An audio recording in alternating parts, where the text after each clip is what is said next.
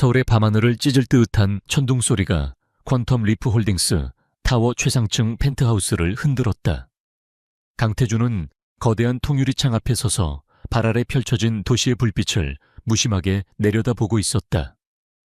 폭우가 그의 왕국을 씻어내리려는 듯 거셌지만 그의 내면은 그보다 더 차가운 정적에 잠겨 있었다. 그의 공간, 그의 삶 모든 것이 완벽하게 통제되어 있었다. 38세의 강태준. 그는 대한민국 재계의 살아있는 신화이자 퀀텀 리프 홀딩스의 절대 군주였다. 10년 전 아버지에게서 물려받은 낡은 섬유 회사를 그는 무자비한 결단력과 천재적인 통찰력으로 국내 최대의 기술 및 바이오 투자 기업으로 탈바꿈시켰다. 그에게 실패란 존재하지 않는 단어였고 감정은 불필요한 노이즈에 불과했다. 차가운 미니멀리즘으로 꾸며진 펜트하우스는 그의 성격을 그대로 반영했다. 값비싼 추상화 몇 점 외에는 어떤 사적인 물건도 찾아볼 수 없는 마치 모델하우스처럼 비인간적인 공간이었다. 그는 이 고독한 요새에서 거대한 제국을 지휘했다. 그리고 그에게는 단 하나의 약점 혹은 이 사회가 결격 사유라고 부르는 것이 존재했다. 바로 상속자가 없다는 것. 오늘 오전에 열린 이사회는 그 어느 때보다 노골적이었다. 박성호 이사를 필두로 한 원로들은 그의 사생활 정확히는 후계자가 없다는 사실을 교묘하게 물고 늘어졌다.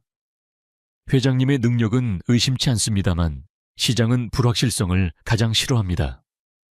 퀀텀 리프에 미래가 보이지 않는다는 목소리가 높습니다.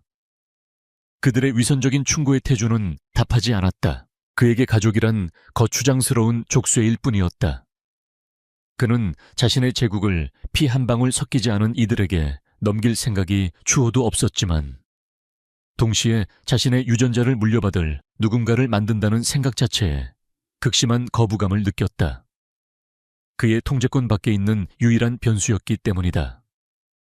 그는 차라리 가장 유능한 전문 경영인에게 회사를 맡기거나 전부 사회에 환원할 계획을 세우고 있었다. 태준은 빗줄기가 도시를 삼키는 모습을 바라보며 와인을 한 모금 머금었다. 그의 계획은 완벽했다.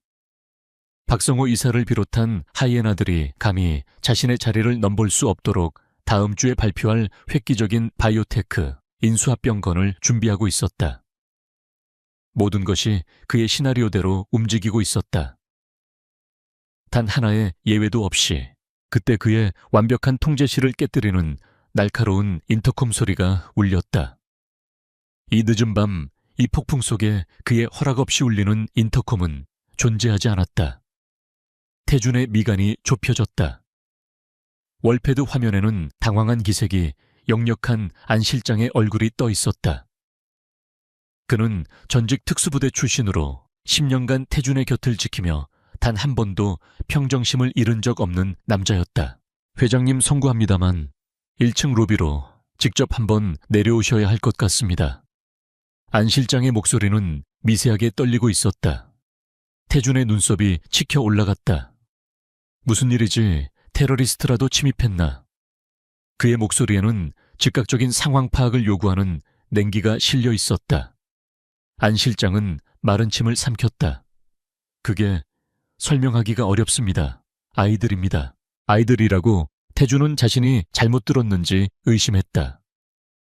이 건물은 대한민국에서 가장 보안이 철저한 곳 중 하나였다. 외부인의 출입은 철저히 통제되며 특히 이 펜트하우스 층은 그의 지문과 홍채 인식 없이는 엘리베이터조차 호출할 수 없었다. 안 실장, 1분 주지. 정확히 보고해. 예우명의 아이들입니다. 3살에서 4살 정도로 보입니다. 그리고 회장님을 찾는다고 합니다. 안 실장의 보고는 혼란 그 자체였다.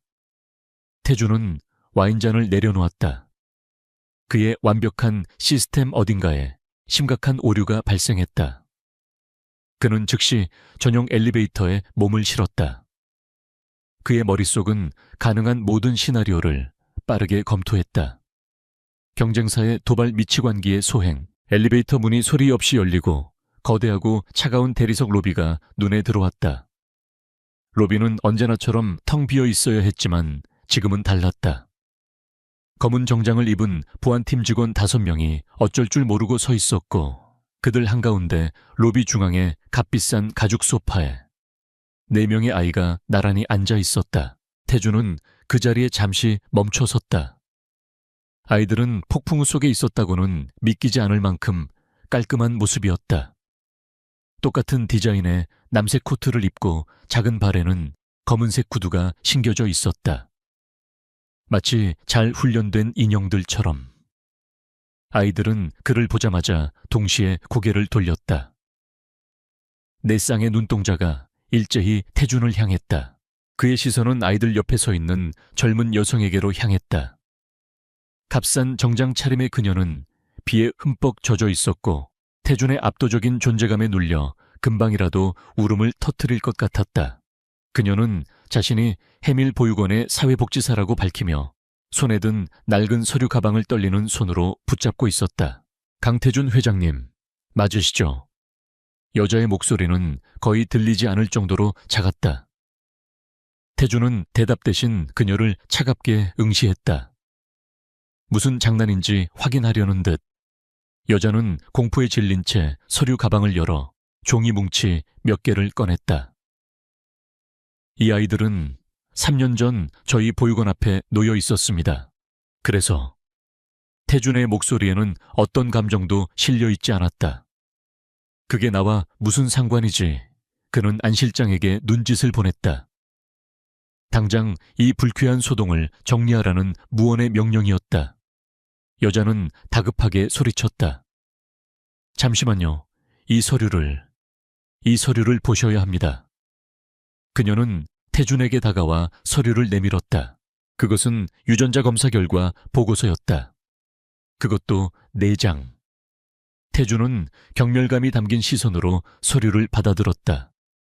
또 어떤 사기꾼이 꾸민 조잡한 연극일 터였다.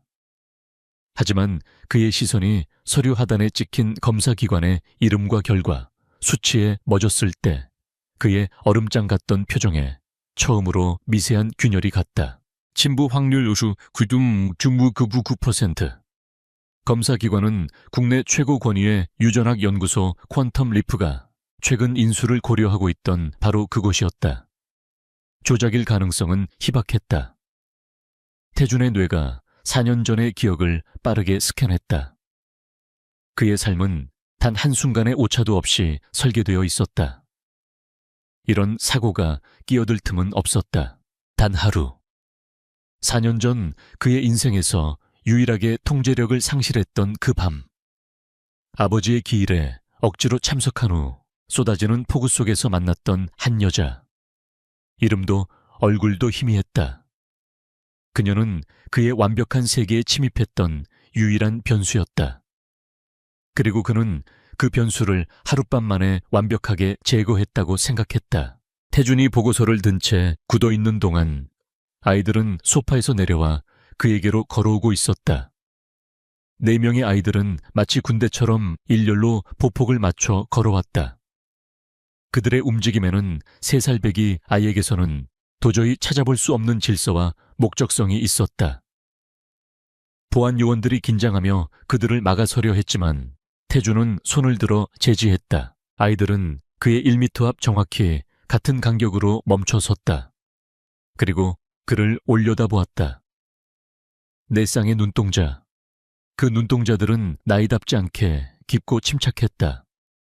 두려움이나 낯가림 따위는 없었다. 그들은 태준을 관찰하고 분석하고 있었다. 마치 자신들 앞에 이 거대한 남자를 평가하기라도 하듯이 가장 앞에 서 있던 남자아이. 4아이 중 가장 체구가 다부져 보이고 태준의 눈매를 가장 많이 닮은 아이였다. 아이는 태준의 눈을 정면으로 바라보며 또렷하고 확신에 찬 목소리로 입을 열었다. 찾았습니다. 그 목소리는 아이의 것이라고는 믿기지 않을 만큼 차분했다. 태준은 대답하지 않았다. 그는 이 비현실적인 상황을 이해하려 애썼다. 찾았다니 무엇을 사회복지사 여자는 이미 공포에 질려 입을 틀어막고 있었다. 그녀 역시 아이들이 이렇게 행동할 줄은 몰랐던 것 같았다. 남자아이가 다시 입을 열었다. 이번에는 한 글자 한 글자 힘을 주어 말했다. 그 한마디가 거대한 로비의 대리석 바닥을 울렸다. 정적, 폭풍우 소리마저 잠재우는 절대적인 침묵이 흘렀다. 아빠, 그 한마디 뒤에 태준의 사고 회로가 정지했다. 그가 평생 동안 자신의 사전에서 지워버렸던 그 단어. 그를 향해 발음된 그 단어. 이어서 그의 옆에 있던 여자아이, 그리고 뒤에 서 있던 두 아이가 거의 동시에 마치 연습이라도 한 것처럼 입을 모았다. 아빠, 아빠, 아빠. 그것은 애원이 아니었다. 버림받은 아이들의 슬픈 울부짖음도 아니었다. 그것은 확인이었고 선언이었다. 자신들의 존재를 증명하고 자신들의 권리를 주장하는 듯한 서늘할 정도로 명확한 선언. 상속자 없는 제왕 강태준. 그의 완벽하게 통제된 세계가 그날 밤 그렇게 무너져 내렸다. 아바, 내가의 목소리가 만들어낸 공명은 차가운 대리석 로비를 얼어붙게 만들었다. 강태준은 그 자리에 못 박힌 듯 서 있었다. 그의 뇌는 이 비현실적인 데이터를 처리하기를 거부했다. 보안 요원들과 사회복지사는 숨조차 쉬지 못했다. 시간은 멈췄고 오직 펜트하우스 창밖의 빗소리만이 이 기괴한 정적을 채우고 있었다. 태준의 얼어붙었던 시간이 다시 흐르기 시작했다. 그는 아이들을 내려다보았다. 내 쌍의 눈동자. 그 안에는 두려움이나 애원이 아닌 기묘한 확신과 평가의 빛이 담겨 있었다. 마치 자신들이 마땅히 있어야 할 곳에 도착했다는 듯한 태도였다. 이것은 연극이 아니었다. 적어도 이 아이들에게는 그는 안 실장이 아닌 그의 비서실장이자 그림자 같은 존재인 김영민 실장을 돌아보았다. 김 실장은 이미 상황의 심각성을 파악하고 태준의 뒤에 서 있었다. 김 실장, 태준의 목소리는 평소보다 한 톤 낮고 건조했다. 저 여자 처리해. 입 다물게 하고 필요한 건 뭐든 줘서 보내. 그리고 그의 시선이 다시 아이들에게 향했다. 그는 잠시 망설였다. 이 변수들을 그의 성역으로 들여야 하는가. 하지만 선택의 여지가 없었다. 이 로비에서 1분이라도 더 머무는 것은 통제 불가능한 스캔들을 의미했다. 아이들은 위로 데려와. 그가 내린 결정은 언제나처럼 즉각적이고 번복할 수 없는 것이었다. 전용 엘리베이터의 문이 소리 없이 닫혔다. 금속과 유리로 이루어진 좁은 공간은 숨막히는 침묵에 잠겼다. 태준은 팔짱을 낀 채 아이들을 관찰했다. 김 실장은 아이들 뒤에서 땀을 흘리고 있었지만 아이들은 조금도 위축되지 않았다. 그들은 오히려 호기심 가득한 눈으로 엘리베이터 내부의 첨단 보안 시스템을 훑어보고 있었다. 가장 먼저 말문을 연 것은 하준이었다. 아이는 태준의 손목에 있는 값비싼 스위스 시계를 가리키며 말했다. 크로노그래프, 오차가 거의 없겠네. 3살배기의 입에서 나올 단어가 아니었다. 태준의 눈썹이 미세하게 움직였지만 그는 대답하지 않았다. 완벽한 통제력을 되찾기 위해 감정을 억누르고 있었다. 펜트하우스의 자동문이 열리자 태준의 성역이 그 모습을 드러냈다. 수백 평에 달하는 공간은 흙과 백 그리고 회색으로만 이루어져 있었다. 모든 가구는 정확한 각도로 배치되어 있었고 먼지 한 톨 없는 대리석 바닥은 거울처럼 빛났다. 이곳은 사람이 사는 집이라기보다는 차가운 예술작품에 가까웠다. 아이들은 망설임 없이 안으로 들어섰다. 그리고 그 순간 태준의 완벽한 질서는 산산조각 나기 시작했다. 아이들은 흩어졌다. 하지만 그것은 일반적인 아이들의 무질서한 움직임이 아니었다. 그들의 움직임에는 명확한 목적이 있었다. 그들은 마치 새로운 환경을 탐색하는 정찰조처럼 보였다. 가장 작아 보이는 여자아이 서연이 태준의 중앙 통제 패널 앞에 섰다. 펜트하우스의 모든 보안 조명 온도를 제어하는 군사 등급의 시스템이었다. 김 실장이 당황하며 아이를 제지하려던 순간이었다. 아가씨, 그건 만지면 안... 말이 차에 끝나기도 전에 서연의 작은 손가락이 복잡한 터치스크린 위를 춤추듯 움직였다. 펜트하우스의 모든 조명이 일순간 꺼졌다가 붉은색 비상등으로 바뀌었고 거실 한복판에 거대한 홀로그램 프로젝터가 작동하며 퀀텀 리브 홀딩스의 3D 조직도를 허공에 띄웠다. 태준의 얼굴이 굳었다. 저 정보는 1급 기밀로 그의 홍채 인식 없이는 접근이 불가능했다. 아이가 순식간에 방화벽을 우회한 것이다. 태준의 개인 태블릿의 경고 메시지가 떴다. 알 수 없는 사용자 접근, 방화벽 레벨 3 해제. 그는 서연을 바라보았다. 아이는 태블릿 같은 것은 쳐다보지도 않고 오직 메인 패널에만 집중하고 있었다. 김 실장은 입을 벌린 채 그 광경을 보고 있었다. 회 회장님, 이게 한편 또 다른 남자아이 지우는 거대한 서재로 향했다. 그는 키가 닿지 않는 아래쪽 칸에서 책 한 권을 꺼내들었다. 그림책이 아니었다. 표지에는 양자역학의 원리라는 제목이 적혀 있었다. 지우는 그 두꺼운 전문 서적을 바닥에 펼치고 앉아 믿을 수 없는 속도로 책장을 넘기기 시작했다. 그는 읽고 있었다. 내 아이 중 가장 활발해 보이는 예은은 주방으로 달려갔다.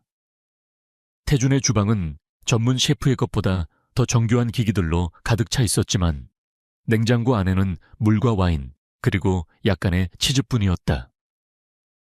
예은은 빌트인 냉장고의 음성 인식 센서를 향해 또렷하게 말했다. 유기농 딸기 우유, 저지방, 180ml.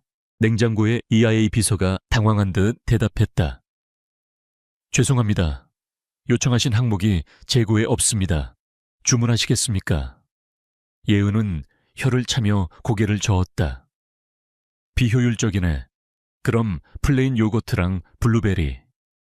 배달 말고 드론 배송으로. 태준은 저 아이가 자신의 배달 시스템과 연동된 AI의 음성 명령 체계를 완벽하게 이해하고 있음을 깨달았다. 태준을 지켜보던 첫째 하준이 입을 열었다. 그는 이 모든 혼란의 중심에서 유일하게 움직이지 않고 태준을 관찰하고 있었다. 배고파. 우리 모두. 그것은 요구가 아니라 통보였다. 그제야 태준은 깨달았다. 이 침입자들은 생물학적 요구 사항이 있었다. 그는 김 실장을 바라보았다. 김영민 실장은 정신을 차리려 애쓰며 다급하게 전화를 돌리기 시작했다. 예, 지금 당장입니다. 3살에서 4살 아이 4명 분량입니다. 아니 그냥 백화점 아동 코너 전체를 사오세요. 음식은 최고급 유기농으로. 셰프팀도 대기시켜 주십시오. 예, 지금 당장. 그의 목소리는 절박했다. 태준은 이마를 짚었다. 그의 완벽한 요새는 순식간에 보육원으로 변해버렸다. 그는 자신의 집무실로 피신하려 했지만 하준이 그의 앞을 막아섰다. 아이는 태준의 바지를 톡톡 치며 그를 올려다보았다. 그 눈은 태준의 눈과 똑같은 차갑고 분석적인 검은색이었다. 아빠, 하준이 다시 불렀다. 상황 파악이 끝났어. 태준은 기가 막혀 아이를 내려다보았다. 상황 파악. 그는 자신의 감정이 통제 불능 상태로 치닫는 것을 느꼈다. 너희 대체 정체가 뭐냐? 누가 보냈지? 박성호 이사인가? 아니면 내 경쟁자들? 하준은 고개를 저었다. 아니, 우린 스스로 왔어. 엄마가 위험해.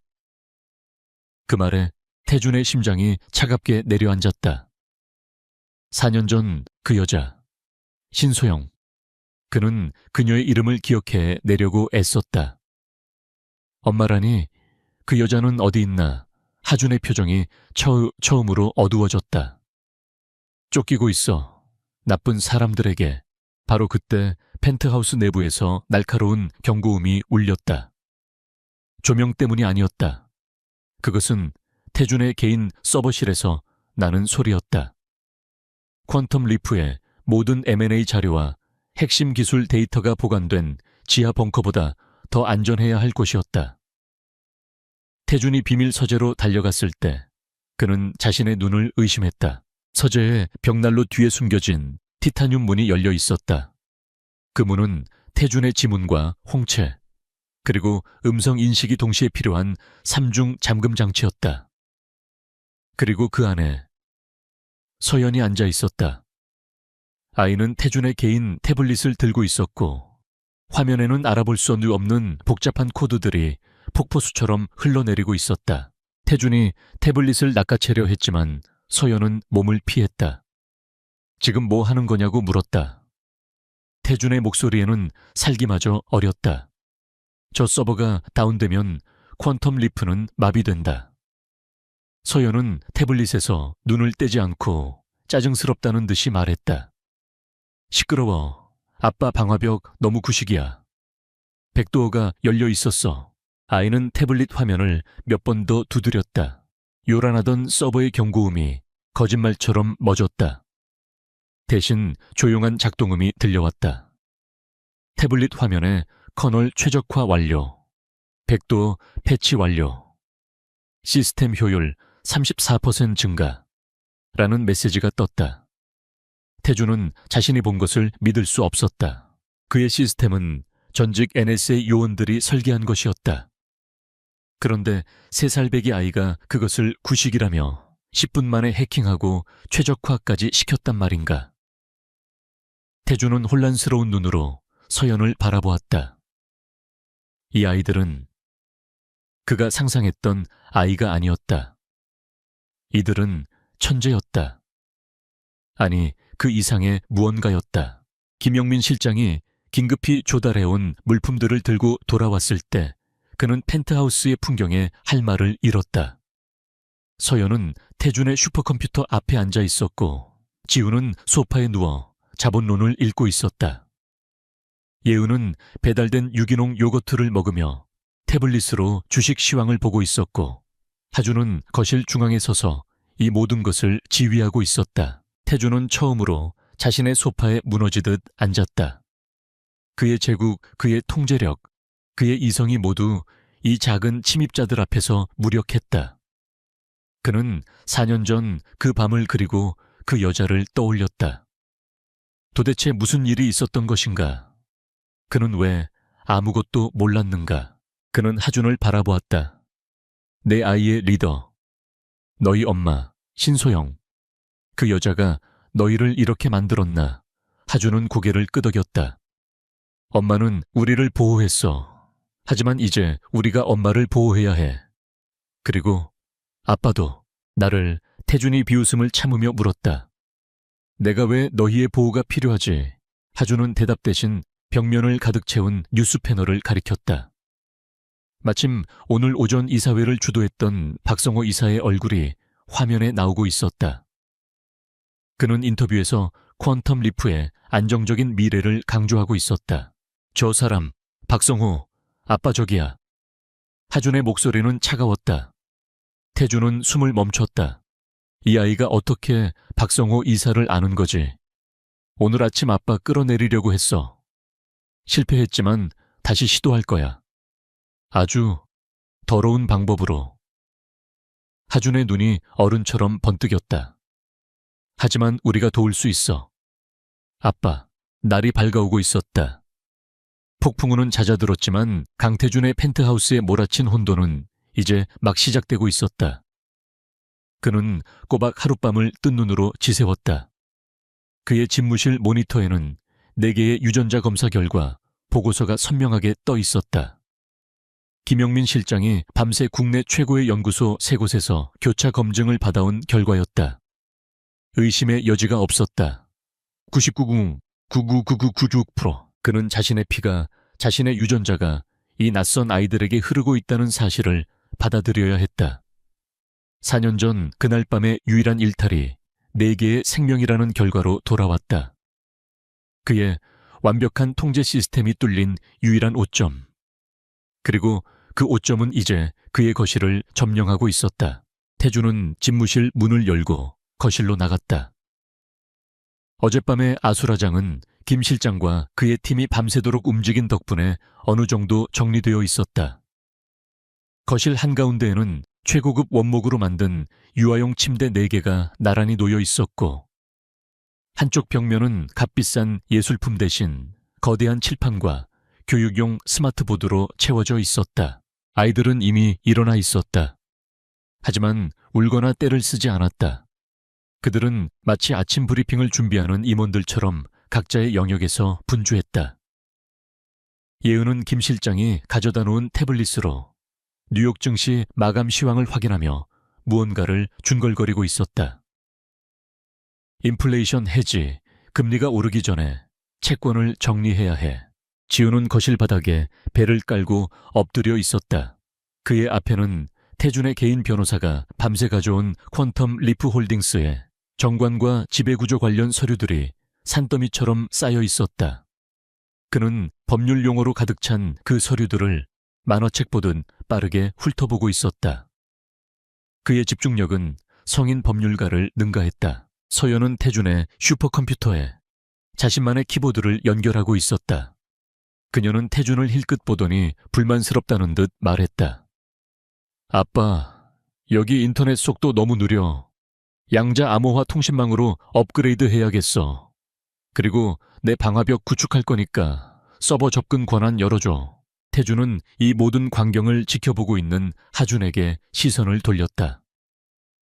하준은 팔짱을 낀 채 마치 현장 지휘관처럼 동생들의 활동을 감독하고 있었다. 그는 태준의 시선을 마주하며 침착하게 말했다. 좋은 아침 아빠. 일단 가장 시급한 문제부터 해결해야겠어. 우리의 존재가 외부에 노출됐어. 태준의 심장이 차갑게 가라앉았다. 그가 가장 우려했던 일이었다. 어떻게 알았지? 하준은 스마트보드를 가리켰다. 거기에는 퀀텀 리프 홀딩스 타워에 1층 로비 CCTV 화면이 떠 있었다.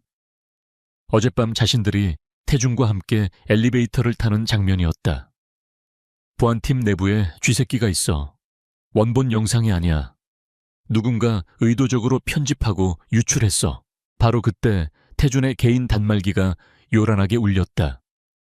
김영민 실장의 긴급 호출이었다. 회장님, 지금 즉시 80층 이사회 회의실로 오셔야 합니다. 박성호 이사가 긴급 이사회를 소집했습니다. 김 실장의 목소리는 절박했다. 안건은 회장님의 사생활 문란 및 경영 능력 재검토입니다. 태준의 눈이 얼음장처럼 차가워졌다. 하이에나들이 움직이기 시작한 것이다. 하준이 그에게 다가와 태준의 손을 잡았다. 작은 손이었지만 그 안에 담긴 의지는 단단했다. 박성호, 그 남자야. 어제 우리가 본 뉴스 속 인물. 아빠의 가장 큰 적. 태준은 자신의 손을 잡은 작은 아이를 내려다보았다. 이 아이는 이 모든 상황을, 자신들의 등장이 불러올 파장을 정확히 꿰뚫고 있었다. 우리가 아빠를 도울게. 이건 전쟁이야. 하준의 선언은 아예 장난이 아니었다. 그것은 전략가의 냉철한 판단이었다. 퀀텀 리프 홀딩스 80층 이사회 회의실.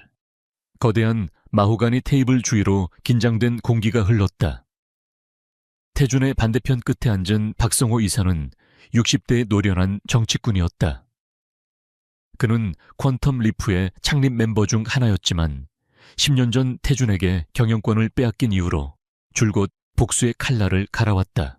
태준이 회의실 문을 열고 들어서자 웅성거리던 이사들의 목소리가 일순간 멈췄다. 모든 시선이 그에게 고정되었다. 그들의 눈에는 호기심 경멸, 그리고 탐욕이 뒤섞여 있었다. 태준은 평소와 다름없는 무표정한 얼굴로 자신의 자리에 앉았다. 그는 이 하이에나들의 무리를 완벽하게 압도해왔다. 하지만 오늘은 달랐다. 박성호 이사가 위선적인 미소를 지으며 자리에서 일어났다. 강 회장, 이렇게 이른 아침에 긴급 이사회를 소집하게 되어 유감입니다. 하지만 상황이 상황인 만큼 우리 퀀텀 리프의 미래를 위해 짚고 넘어가야 할 문제가 생겼습니다. 그는 손에 든 태블릿을 들어 올렸다. 화면에는 어젯밤 로비 CCTV 영상이 재생되고 있었다. 4명의 아이들, 그리고 그들이 태준을 아빠라고 부르는 장면. 회의실은 찬물을 끼얹은 듯 조용해졌다. 이사들은 충격과 흥분을 감추지 못했다. 태준은 미동도 하지 않았다. 강 회장. 박성호의 목소리에 날이 서기 시작했다. 이 아이들은 누굽니까, 회장님의? 숨겨진 아이들입니까? 그것도 4씩이나. 그는 마치 비극적인 연극의 주인공처럼 과장되게 한탄했다. 우리는 강 회장의 냉철한 판단력을 믿고 퀀텀 리프의 미래를 맡겼습니다. 그런데 이게 대체 무슨 무책임한 처사입니까? 박성호는 다른 이사들을 둘러보며 선동을 이어갔다. 여러분, 우리의 주가는 회장의 신뢰도와 직결되어 있습니다. 이런 거대한 스캔들이 터진다면 시장은 우리를 어떻게 보겠습니까? 회장의 사생활이 이토록 문란하고 통제불능 상태인데 어떻게 수십조가 걸린 경영 판단을 믿고 맡길 수 있겠습니까? 박 기사. 태준이 처음으로 입을 열었다. 그의 목소리는 낮고 조용했지만 회의실의 모든 소리를 압도했다. 본론을 말하지. 원하는 게 뭔가? 태준의 직설적인 질문에 박성호는 잠시 당황했지만 이내 노골적인 야심을 드러냈다. 좋습니다. 솔직하게 말하죠. 박성호는 테이블을 주먹으로 내리쳤다. 강태준 회장의 직무 정지를 요구합니다. 이 스캔들이 완벽하게 해소되고 회장의 정신 상태와 경영 능력이 정상임을 윤리위원회를 통해 입증할 때까지 회사는 전문 경영인 체제로 운영되어야 합니다. 차차치. 그리고 그 전문 경영인이 바로 당신인가, 박 이사. 태준의 목소리에 냉소가 어렸다. 박성호는 뻔뻔하게 어깨를 으쓱했다. 회사가 위기에 처했을 때 경험 많은 연장자가 나서는 것은 당연한 수순입니다. 저는 퀀텀 리프를 위해 이 한 몸 바칠 각오가 되어 있습니다. 회의실의 공기가 팽팽하게 당겨졌다. 박성호의 파벌에 속한 이사들이 동조의 목소리를 내기 시작했다. 박 이사님 말씀이 맞습니다. 지금은 비상 상황입니다. 회장님 해명이 필요합니다. 저 아이들은 대체 누굽니까? 중립을 지키던 이사들조차 동요하기 시작했다. 태준은 사면촉에 몰렸다. 그의 제국이 그가 평생을 바쳐 이룩한 모든 것이 고작 하룻밤 만에 나타난 4명의 아이들 때문에 무너질 위기에 처했다.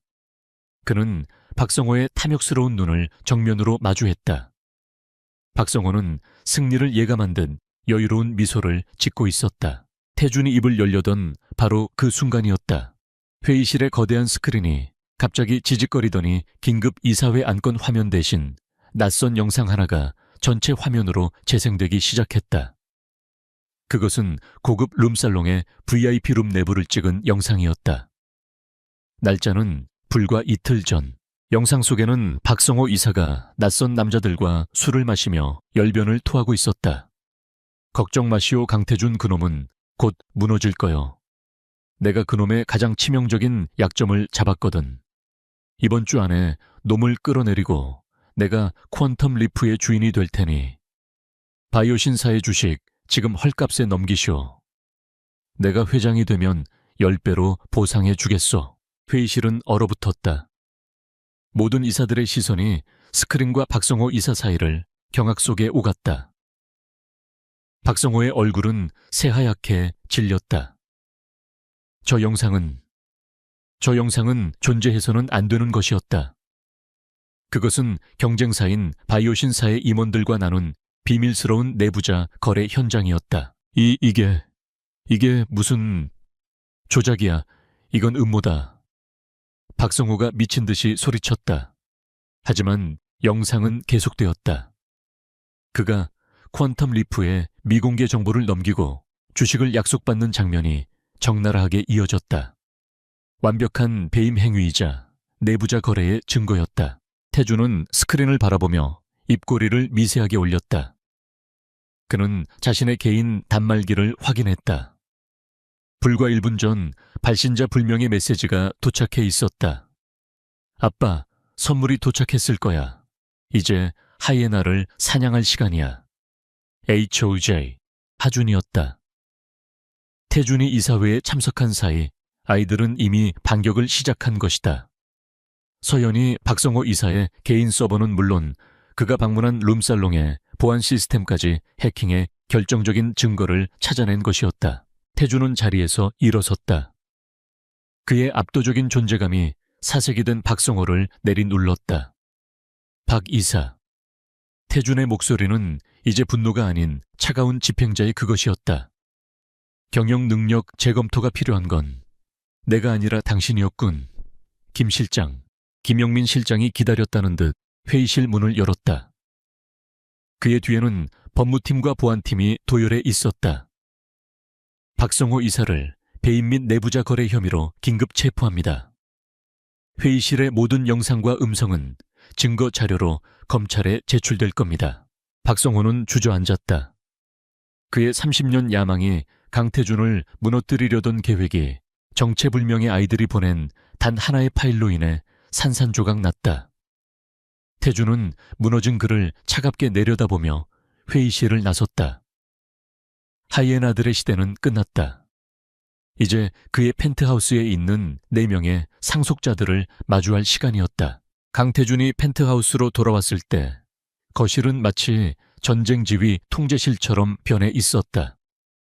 아드레날린이 휩쓸고 간 이사회 회의실의 냉기는 사라지고 그의 머릿속은 현실감을 잃은 혼란으로 가득 찼다. 그는 방금 자신의 제국을 통째로 집어삼키려던 하이에나의 목줄을 끊어버렸다. 하지만 그 승리는 자신의 힘이 아닌 이 4명의 작은 침입자들 덕분이었다. 아이들은 그가 돌아온 것을 알았지만 달려와 안기거나 환호하지 않았다. 그들은 거대한 스마트보드 앞에 모여 서서 방금 전 자신들이 연출한 쿠데타의 결과를 지켜보고 있었다. 뉴스 속보 화면에는 굳은 표정의 박성호 이사가 검찰 수사관들에게 이끌려 퀀텀 리프 타워를 빠져나가는 모습이 반복해서 나오고 있었다. 태준은 넥타이를 거칠게 풀어헤치며 소파에 몸을 기댔다. 그의 완벽했던 세계는 이제 돌이킬 수 없이 변해버렸다. 그는 자신을 구해준 4명의 전략가들을 바라보았다. 설명해. 그의 목소리는 낮고 무거웠다. 어떻게 이 모든 것을 하준이 지휘관처럼 한 걸음 앞으로 나섰다. 아이는 태블릿을 들어 태준에게 내밀었다. 작전명 아빠 방어 1단계 완료. 태준은 기가 막혀 하준을 쳐다봤다. 작전명 1단계. 이것은 아이들 소꿉장난의 스케일이 아니었다. 이것은 실제 기업 전쟁이었고 그들은 승리했다. 간단했어.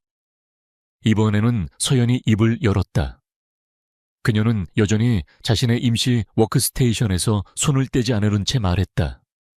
박성호는 스캔들이라는 저급한 심리전을 걸어왔어. 우리는 그의 존재 자체를 삭제하는 비대칭 전력으로 대응했지. 적의 서버는 그냥 쓰레기였어. 10년 전 보안 프로토콜을 그대로 쓰고 있더군. 세호연은 태준이 알아들을 수 있도록 최대한 쉬운 용어를 골라 설명했다. 어젯밤 아빠의 시스템을 패치하면서 이 건물 전체의 네트워크 취약점을 스캔했어. 박성호 이사실의 개인 서버는 공용망에 무방비로 노출되어 있었지. 그의 개인 클라우드 암호는 자기 손녀 생일이었어. 아마추어. 태준은 이마를 짚었다. 퀀텀 리프의 보안을 총괄하는 임원. 30년 경력의 베테랑이 3살배기 아이에게 아마추어 취급을 받으며 서버를 통째로 털린 것이다. 영상은, 그 룸살롱 영상은 어떻게 손에 넣었지? 그곳은 회원제라 보안이 철저할 텐데. 서연은 마치 덧셈 공식을 설명하듯 무심하게 대답했다. 더 쉬웠어. 그들의 예약 시스템과 연동된 결제 비사의 백도어를 이용했어. 결제 내역을 확보하고 해당 시간에 내부 CCTV에 접근했지. 그들은 영상을 클라우드에 백업하지 않고 로컬 서버에만 저장하는 실수를 저질렀어. 5분 만에 다운로드했어. 태준은 할 말을 잃었다. 이것은 단순한 해킹이 아니었다. 목표 설정, 취약점 분석, 침투 증거 수집, 그리고 가장 치명적인 순간에 그것을 터뜨리는 완벽한 전략적 실행이었다. 그는 다른 아이들을 돌아보았다. 너희들은 뭘 했지? 법률 서적 더미에 파묻혀 있던 지우가 고개를 들었다. 그의 눈은 나이답지 않게 냉철했다. 나는 법률 검토를 맡았어. 우리가 확보한 영상이 법정에서 증거로 채택될 수 있는지, 그리고 박성호를 확실하게 제거할 수 있는 법적 근거를 찾았지. 지우는 상법 제99조를 손가락으로 가리켰다. 이사회의 승인 없는 내부자 거래 및 회사 기밀 유출. 이건 배임이야. 박성호는 퀀텀 리프에 끼친 손해액 전부를 배상해야 해. 그의 모든 자산은 즉시 동결될 거야. 완벽하게 합법적인 제거였어. 태준의 등골이 서늘해졌다. 합법적인 제거. 3살 아이의 입에서 나온 단어였다. 그는 마지막으로 예은을 바라보았다. 예은은 아침부터 붙잡고 있던 주식시황 태블릿에서 눈을 뗐다. 그녀는 작은 입을 삐죽 내밀었다. 나는 자금 흐름을 추적했어. 박성호가 바이오신과 거래한 차명 계좌를 서연이가 찾아냈고, 나는 그 돈이 어디로 흘러갔는지 확인했지. 그리고 예은은 잠시 망설이더니 태블릿 화면을 태준에게 보여주었다. 작은 증권 계좌에 수익률 플러스 50%라는 숫자가 찍혀 있었다. 김 실장 아저씨가 어제 용돈이라며 준 카드로 박성호가 거래한 바이오신 관련 페이퍼 컴퍼니의 주식을 샀어. 공매도. 태준의 눈이 커졌다. 너 공매도를 쳤다고. 어차피 저 회사는 오늘 아침에 상장 폐지될 운명이었으니까. 이걸 차익 거래라고 해. 이 돈은 이제 우리 작전 자금이야. 예은은 천진난만하게 웃었지만 그 내용은 전혀 천진난만하지 않았다. 그들은 하룻밤 사이에 스스로의 전쟁 자금까지 마련한 것이다. 태준은 거실을 천천히 걸었다. 그는 이 4명의 아이들을 다시 보았다. 이들은 자신의 아이들이 아니었다. 그들은 무기였다. 혹은 완벽한 전략가 팀이었다. 그는 자신의 인생에서 처음으로 통제력을 넘어선 존재들을 마주했다. 그리고 그 존재들이 자신의 편이라는 사실에 안도했다. 그는 하준 앞에 멈춰 섰다. 내 아이의 리더. 이제 진짜 목적을 말해. 박성호는 시작에 불과했지. 너희가 나를 찾아온 진짜 이유가 뭐야? 엄마가 위험하다고 했지. 신소영. 그 여자는 대체 누구고 무슨 일이 벌어지고 있는 거지? 하준의 표정이 처음으로 심각하게 굳었다. 아이는 스마트보드로 걸어가 어지러운 뉴스 화면을 모두 껐다. 그리고 위성사진 하나를 띄웠다. 강원도 깊은 산속에 위치한 지도에도 나오지 않는 어떤 연구시설의 사진이었다. 여기가 우리가 태어난 곳이야. 프로젝트 노아. 엄마는 신소영 박사는 유전공학의 천재였어. 하준의 목소리가 조용히 울렸다. 엄마는 인류의 진화를 꿈꿨지만 어떤 나쁜 자들이 엄마의 연구를 무기로 사용하려 했어. 그래서 엄마는 우리를 데리고 도망쳤어. 저곳에서 우리를 숨기고 우리에게 모든 것을 가르쳤어. 가르쳤다고 태준이 반문했다. 너희는 고작 3살이야. 3살짜리가 양자역학을 이해하고 서버를 해킹하고 공매도를 친다고. 샤로, 우리의 학습 속도는 보통 사람들과 달라. 하준이 태준의 눈을 똑바로 바라보며 말했다.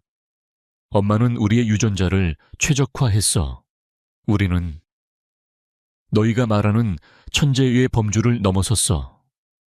하지만 그 때문에 나쁜 사람들이 우리를 노리고 있어. 엄마의 연구 결과물이니까.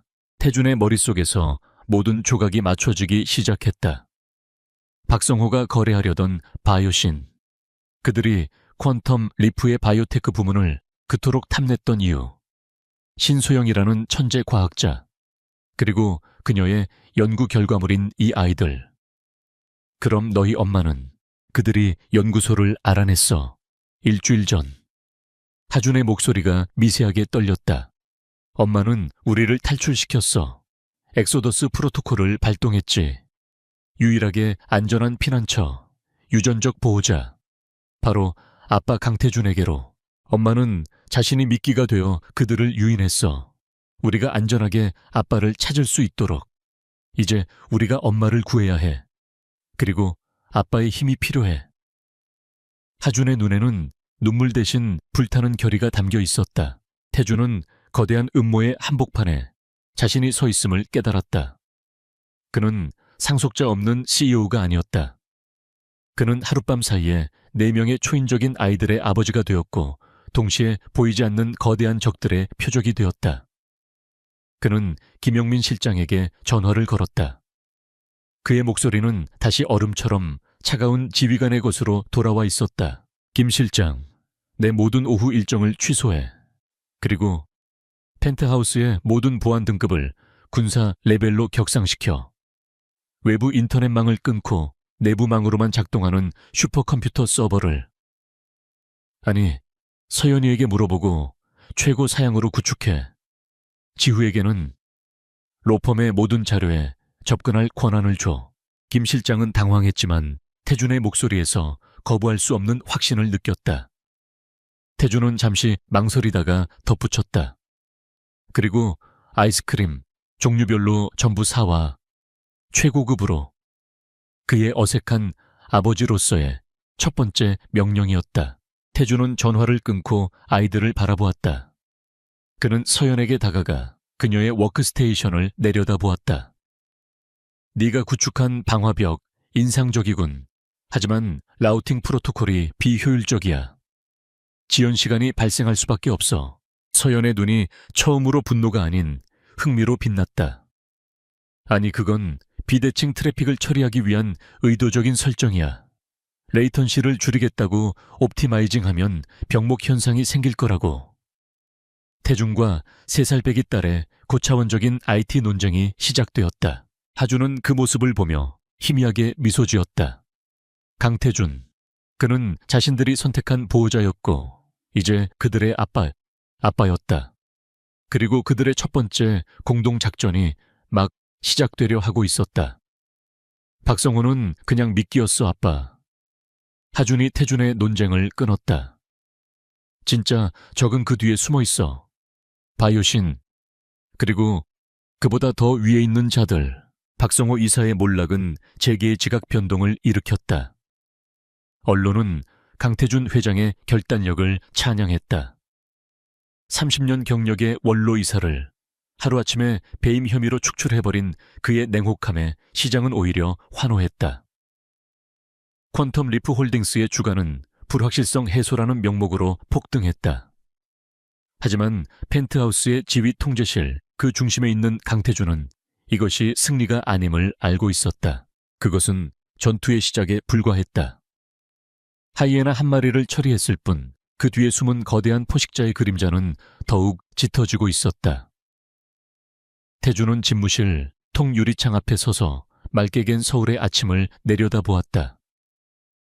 그의 요새는 지난 이틀간 완전히 변모했다. 거실은 4명의 천재들을 위한 맞춤형 연구소로 개조되었다. 김영민 실장은 태준의 명령을 수행하기 위해 불가능에 가까운 속도로 움직였다. 펜트하우스의 인터넷망은 완전히 절연되었고 대신 퀀텀 리프의 내부망과 분리된 최고 등급의 군용 위성 링크가 서연을 위해 설치되었다. 수십억 원대의 슈퍼컴퓨터 서버가 거실 한복판을 차지했고 서재는 지우를 위해 전 세계 법률 데이터베이스와 연결되었다. 아이들은 더 이상 침입자가 아니었다. 그들은 이 요새의 핵심 두뇌이자 태준의 가장 강력한 비대칭 전력이 되었다. 태준은 김 실장과 법무팀장 그리고 보안 총괄 책임자를 펜트하우스로 소집했다. 그의 핵심 측근들이었다. 그들은 거실 한복판에서 자본론을 읽고 있는 지후와 알아들을 수 없는 코드를 입력하는 서연을 보며 경악을 금치 못했다. 다들 앉지. 태준은 아이들에 대한 어떠한 설명도 하지 않았다. 그는 회의용 스마트보드에 단 하나의 단어를 띄웠다. 바이오신, 바이오신. 박성호 이사는 미끼였다. 진짜 적은 이놈들이야. 법무팀장은 이 회사의 법적 실체를 파악해. 보안팀은 관련된 모든 인물의 뒷조사를 시작해. 24시간 주지.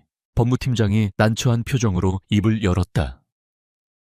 회장님, 이미 어제부로 조사를 시작했습니다만 바이오신은 몇 년 전 파산 직전의 상태로 상장 폐지된 유령 회사에 가깝습니다. 박 이사가 왜 이런 회사와 표면적인 정보는 필요 없어. 태준이 그의 말을 잘랐다. 껍데기 말고 그 뒤에 숨은 실체를 찾아내. 자금의 출처, 실제 소유주, 그들이 원하는 것. 퀀텀 리프의 모든 정보력을 총동원해. 그의 명령은 절대적이었다. 그의 측근들은 혼란스러운 표정으로 펜트하우스를 나섰다. 어른들의 방식으로는 한계가 분명했다. 태준이 집무실로 돌아왔을 때 하준이 그를 기다리고 있었다. 아이는 태준의 거대한 책상 위에 군용 등급으로 보이는 검은색 USB 데이터 스틱 하나를 올려놓았다. 어른들의 방식으로는 못 찾아. 껍데기만 핥게 될 거야. 여기 진짜가 있어. 태준은 데이터 스틱을 집어들었다. 그는 자신의 보안 시스템이 완벽하게 잠긴 개인용 터미널에 그것을 연결했다. 암호화된 드라이브가 열리고 그 안에는 지난 12시간 동안 서연과 예은 그리고 지우가 합작해 만들어낸 경악스러운 보고서가 들어있었다. 그것은 퀀텀 리프의 최고 정보팀도 찾아내지 못한 바이오신의 실체였다. 서연은 바이오신의 서버가 아닌 그들에게 자금을 대는 스위스 은행의 보안망을 뚫었다. 그녀는 그곳에서 암호화된 자금 이체 기록을 확보했고 예은이 그 자금의 흐름을 역추적했다. 그 돈은 파나마와 케이맨 제도의 수십 개 유령 회사를 거치며 세탁되고 있었다. 지우는 이 복잡한 자금 흐름의 종착지에서 법적인 연결고리를 찾아냈다. 그 모든 유령 회사의 지분은 단 하나의 신탁펀드가 소유하고 있었다. 제스카 캐피탈. 그리고 그 펀드의 유일한 수익자는 강태준의 눈이 얼음처럼 차가워졌다. 이민혁. 강태준의 사촌이자 퀀텀 리프의 경영권을 놓고 그와 평생을 다투어온 뱀 같은 남자. 태준의 아버지가 태준에게 모든 것을 물려주었을 때 이민혁은 가장 교활한 방식으로 자신의 세력을 키워왔다. 그는 겉으로는 미디어와 엔터테인먼트 사업에 집중하는 것처럼 보였지만 그 이면에서는 퀀텀 리프를 무너뜨릴 기회만을 노리고 있었다. 보고서는 계속되었다. 이민혁의 자금은 바이오신을 통해 강원도 상골의 비밀연구소, 즉 하준이 말한 프로젝트 노아로 흘러 들어가고 있었다. 박성호 이사는 이민혁의 장기말에 불과했다. 이민혁은 박성호를 이용해 퀀텀 리프 내부에 혼란을 일으키고 동시에 신소영 박사와 아이들을 손에 넣으려 했던 것이다. 이민혁, 태준의 입에서 낮은 으르렁거림이 새어나왔다. 그는 자신의 가장 가까운 곳에 적이 도사리고 있었음을 깨달았다. 그는 하준을 바라보았다. 이민혁이 너희 엄마를, 신소영 박사를 쫓고 있는 건가? 하준은 고개를 젓다 얹다. 아니, 이민혁은 자금줄이야. 그는 엄마의 연구를 원해. 하지만 직접 움직이지 않아. 그는 더 위험한 자들에게 돈을 대고 있어. 엄마를 직접 쫓는 건 그들이야. 이카루스라고 불리는 조직. 서연이 자신의 워크스테이션에서 소리쳤다. 찾았어. 이민혁의 개인 서버. 방화벽이 꽤 튼튼했지만 내 상대가 되진 못했지. 아빠, 이거 봐야 해. 서연은 방금 해킹한 파일을 태준의 메인 스크린으로 전송했다. 그것은 이민혁과 신원 미상의 인물 간의 암호화된 화상통화 기록이었다. 영상 속 이민혁은 특유의 오만한 미소를 지으며 말했다. 신소영은 놓쳤지만 상관없어. 그녀의 결과물들은 이제 강태준의 손에 들어갔지. 오히려 더 쉬워졌어. 강태준 그 오만한 놈. 자기 펜트하우스가 세상에서 가장 안전하다고 믿고 있겠지. 이제 이카루스가 움직일 때요. 상대방의 목소리는 변조되어 있었지만 그 내용은 태준의 피를 차갑게 만들었다. 계획대로 진행하지. 강태준의 요새를 공략한다. 아이들은 생포한다. 강태준과 신소영은 제거해도 좋다. 통화는 그것으로 끝났다. 태준은 주먹을 불끈 쥐었다. 그들은 박성호 따위와는 차원이 다른 적이었다. 그들은 퀀텀 리프의 경영권뿐만 아니라 아이들과 자신의 목숨까지 노리고 있었다. 이카루스, 태준이 그 이름을 되뇌었다. 그들은 누구지? 전직 특수부대 용병들, 그리고 최고의 해커들로 이루어진 그림자 조직이야. 하준이 침착하게 대답했다. 엄마가 가장 경계했던 자들이지. 그들은 돈만 주면 뭐든지 해. 그리고 이민혁이 그들의 고용주야. 강태준의 뇌가 무서운 속도로 회전하기 시작했다. 그는 더 이상 방어할 수 없었다. 적들은 이미 자신의 성문 앞까지 와 있었다. 그는 보이지 않는 방역을 준비해야 했다. 그는 즉시 김영민 실장에게 연락했다. 김 실장, 지금 당장 내 개인 변호사와 자산관리팀을 펜트하우스로 올려보내. 극비사항이야. 잠시 후 태준의 집무실에는 그의 개인 자산을 관리하는 소수의 정계 인력이 모였다. 그들은 거실의 기묘한 풍경에 놀랐지만 태준의 살기 어린 표정에 감히 질문하지 못했다. 태준은 아이들이 제공한 보고서를 기반으로 명령을 내리기 시작했다. 지금 즉시 내 개인 자산 중 비핵심 자산 수란트를 현금화해. 시장에 충격을 주지 않도록 조용히. 이민혁의 주스 캐피탈이 투자하고 있는 모든 자산을 파악해.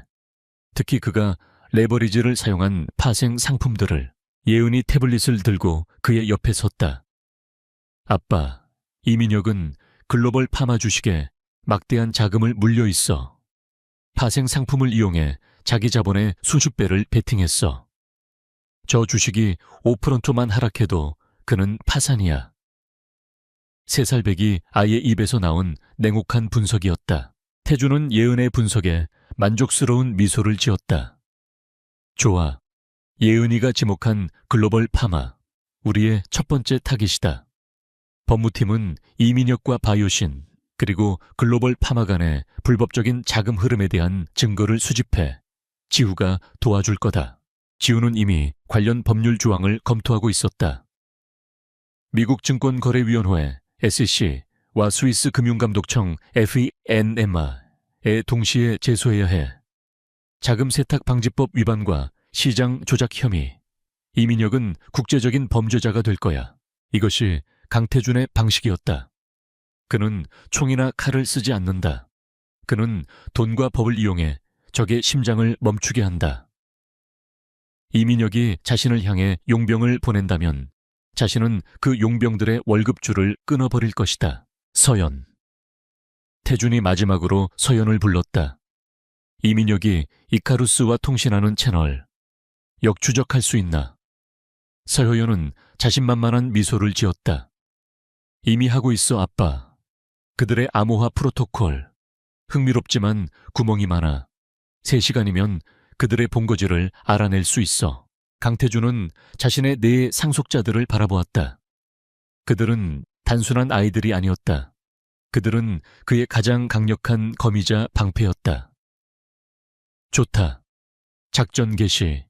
이민혁, 내 사촌이 감히 내 것을 노린 대가를 치르게 해주지. 이것은 보이지 않는 방역이다. 그리고 우리는 반드시 승리한다. 회의실의 긴급 소집이 해제되고 강태준의 지휘 통제실이 된 펜트하우스에는 다시 팽팽한 긴장감이 감돌았다. 이민혁의 제국을 향한 보이지 않는 반격은 시작되었다. 퀀텀 리프의 막대한 자본이 예은의 분석과 태준의 결단력을 타고 글로벌 파마의 주가를 압박하기 시작했다. 하지만 태준은 이것이 승리의 서막이 아님을 알았다. 그의 시선은 거실 한복판에서 자신들만의 세계를 구축한 4명의 아이들에게 향했다. 박성호도 이민혁도 아니었다. 이 모든 사건의 중심에는 4년 전 그날 밤의 유일한 변수였던 한 여자 신소영이 있었다. 그는 자신의 아이들의 어머니에 대해 아무것도 몰랐다. 그는 지금까지 아이들을 변수 혹은 천재적인 아군으로만 여겼지만 그들의 근원을 이해하지 못했다. 태주는 김영민 실장에게 새로운 명령을 내렸다. 신소영, 이 여자의 모든 것을 알아내. 4년 전 나를 만났을 때부터 지금까지, 아니, 그녀가 태어났을 때부터의 모든 기록을 원해. 퀀텀 리프의 모든 정보력을 사용해. 이카루스나 이민혁에게 들키지 않게 그림자처럼 움직여. 김 실장의 정보팀이 움직이기 시작했다. 그들은 대한민국 최고의 사설 정보기관이었다. 하지만 그들이 공식적인 루트, 즉 학력, 경력, 신용 기록을 쫓고 있을 때 아이들은 이미 다른 차원의 접근을 시도하고 있었다. 하준은 태준에게 다가와 작은 손을 내밀었다. 그의 표정은 그 어느 때보다 진지했다. 그 손에는 낡고 작은 USB 목걸이가 들려 있었다. 내 아이 모두가 똑같이 목에 걸고 있던 것이었다. 이건 엄마가 우리에게 준 열쇠야. 엄마는 우리가 아빠를 찾으면, 그리고 아빠가 아군이라고 판단되면 이걸 아빠에게 주라고 했어. 엄마의 연구 일지가 들어있어. 태주는 그 작은 목걸이를 받아들였다. 신소영, 그녀는 하룻밤의 실수를 한 여자가 아니었다. 그녀는 이 모든 것을 계획했다. 4년 전 그와의 만남조차. 아니, 그건 아니었다. 하지만 그녀는 자신의 아이들을 위한 최후의 비상계획으로 강태준을 선택했다. 그녀는 그를 신뢰했던 것이다. 그는 USB를 자신의 오프라인 터미널에 연결했다. 서연이 구축한 다중 암호화 레이어를 통과하자 거대한 데이터베이스가 모습을 드러냈다. 그것은 한 천재 과학자의 일생이 담긴 기록이었다. 프로젝트 노아의 연구 일지. 태주는 숨을 죽인 채 그 기록들을 읽어 내려가기 시작했다. 신소영은 20대에 이미 세계 유전공학계를 뒤흔든 천재였다. 그녀의 연구는 질병 정복을 넘어 인류의 잠재력을 극한까지 끌어올리는 것에 초점이 맞춰져 있었다. 그녀의 일지는 순수한 학문적 열정으로 가득 차 있었다. 그녀는 인류를 다음 단계로 진화시킬 수 있다고 믿었다. 하지만 그녀의 연구에 검은 그림자가 드리워졌다. 처음에는 막대한 연구비를 지원하던 다국적 제약사 바이오신의 전신이었다. 그들은 신소영의 연구를 치료가 아닌 무기로 사용하려 했다. 그들은 슈퍼솔저를 원했다. 혹은 통제 가능한 첼리트 계층을 창조하려 했다. 신소영은 그들의 요구를 거부했다. 그녀는 연구 데이터를 파기하려 했다. 그러자 바이오신은 이카루스라고 불리는 그림자 용병 조직을 고용했다. 그녀의 일지에는 그날의 공포가 생생하게 기록되어 있었다. 연구소는 습격당했고 그녀는 동료들의 희생으로 겨우 탈출했다. 공식적으로 그녀는 그날 연구소 화재 사고로 사망 처리되었다. 태준의 등골이 오싹해졌다. 신소영의 공식 사망 기록 날짜. 그것은 4년 전 자신과 그녀가 만났던 그 폭풍우 치던 밤 불과 며칠 전이었다. 그녀는 세상에서 가장 위험한 비밀을 안고 도망치던 중이었고 절박한 상태에서 그를 만났다. 하룻밤의 일탈이 아니었다. 그것은 절망 속에서 찾은 단 하룻밤의 피난처였다. 그리고 그녀는 임신했다. 그것도 네 쌍둥이를. 그녀는 일지에 이렇게 썼다. 이것은 운명이다.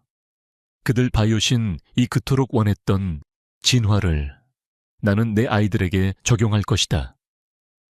하지만 무기가 아니라 스스로를 보호할 수 있는 힘으로, 그들의 탐욕에 맞설 수 있는 유일한 희망으로. 프로젝트 노아는 다름 아닌 하준, 서연, 지후, 예은이었다. 신소영은 자신의 유전공학 지식을 총동원해 자신의 뱃속에 있는 내 아이의 유전자를 최적화했다. 그녀는 아이들의 뇌발달 속도를 가속화시켰고 신체적 한계를 뛰어넘는 잠재력을 심었다. 이것은 금지된 실험이었다. 그녀는 3년간 강원도 산골의 비밀 벙커에서 아이들을 키웠다. 그녀는 엄마이자 스승이었다. 그녀는 3살배기 아이들에게 대학원 수준의 물리학, 컴퓨터, 공학, 경제학, 법학을 가르쳤다. 그녀는 아이들이 세상의 어떤 위협으로부터도 스스로를 지킬 수 있도록 훈련시켰다. 태주는 이제야 모든 것을 이해했다. 아이들은 천재가 아니었다. 그들은 인류의 다음 진화 단계이자 동시에 세상에서 가장 탐욕스러운 자들이 노리는 궁극의 기술 그 자체였다. 이민혁은 바이오신을 앞세워 이 기술을 손에 넣으려 했던 것이다. 바로 그때 김영민 실장으로부터 긴급 보고가 들어왔다. 그의 정보팀이 신소영의 공식적인 기록을 추적한 결과였다. 회장님, 이상합니다. 신소영 박사는 4년 전 강원도 연구소 화재로 공식 사망 처리되었습니다. 하지만 김 실장의 목소리가 떨렸다. 그녀의 치아 기록과 화재 현장의 DNA가 일치하지 않는다는 보고가 있었으나 당시 수사 당국에 의해 묵살되었습니다. 그리고 당시 수사를 종결시킨 책임자가 현재 이민혁 이사의 장인이 운영하는 로펌 소속입니다. 모든 것이 이민혁과 연결되어 있습니다. 모든 것이 이민혁을 가리키고 있었다. 그는 4년 전부터 신소영의 존재를 알고 있었고 그녀의 연구를 추적해왔다. 박성호를 이용한 경영권 찬탈 시도는 이 거대한 계획의 일부에 불과했다. 이민혁은 퀀텀 리프와 아이들 2마리 토끼를 모두 잡으려 했던 것이다. 태주는 자신의 손에 들린 작은 USB 목걸이를 내려다보았다. 그는 거실의 아이들을 바라보았다. 더 이상 침입자나 변수가 아니었다. 그들은 자신의 아이들이었고 동시에 신소영이 목숨을 걸고 지켜낸 인류의 희망이었다. 그의 차가운 심장에 뜨거운 분노가 치밀어 올랐다.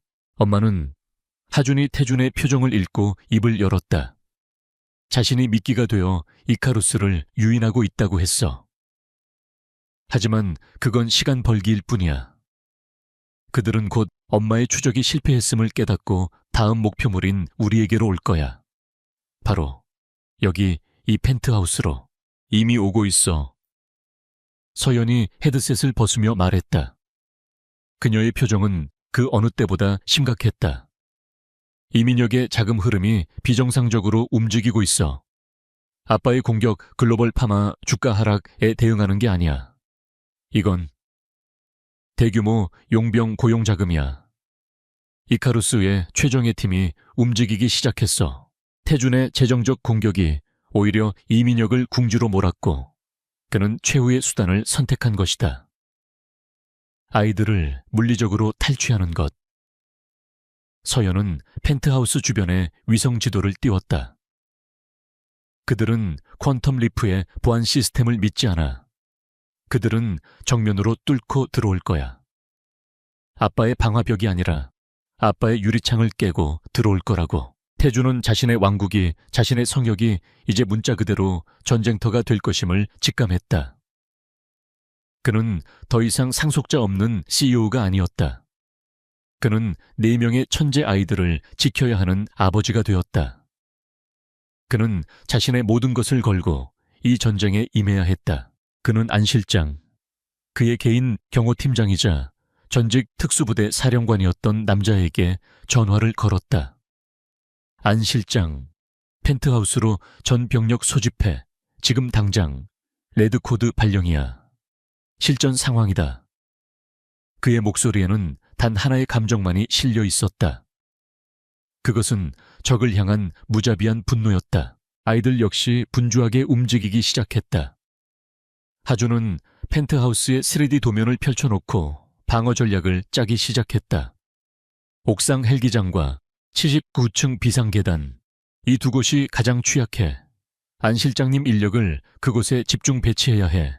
지우는 안 실장의 팀이 사용할 수 있는 합법적인 무력 사용 범위를 검토했다. 펜트하우스는 사유재산이야.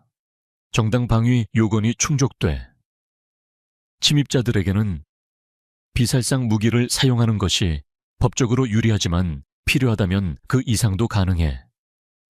내가 법적 근거를 마련할게. 예우는 이카루스 용병들의 개인 신상과 재정 상태를 해킹해 그들의 약점을 찾고 있었다. 팀 리더 코드명 렉스, 가족이 희귀병을 앓고 있네.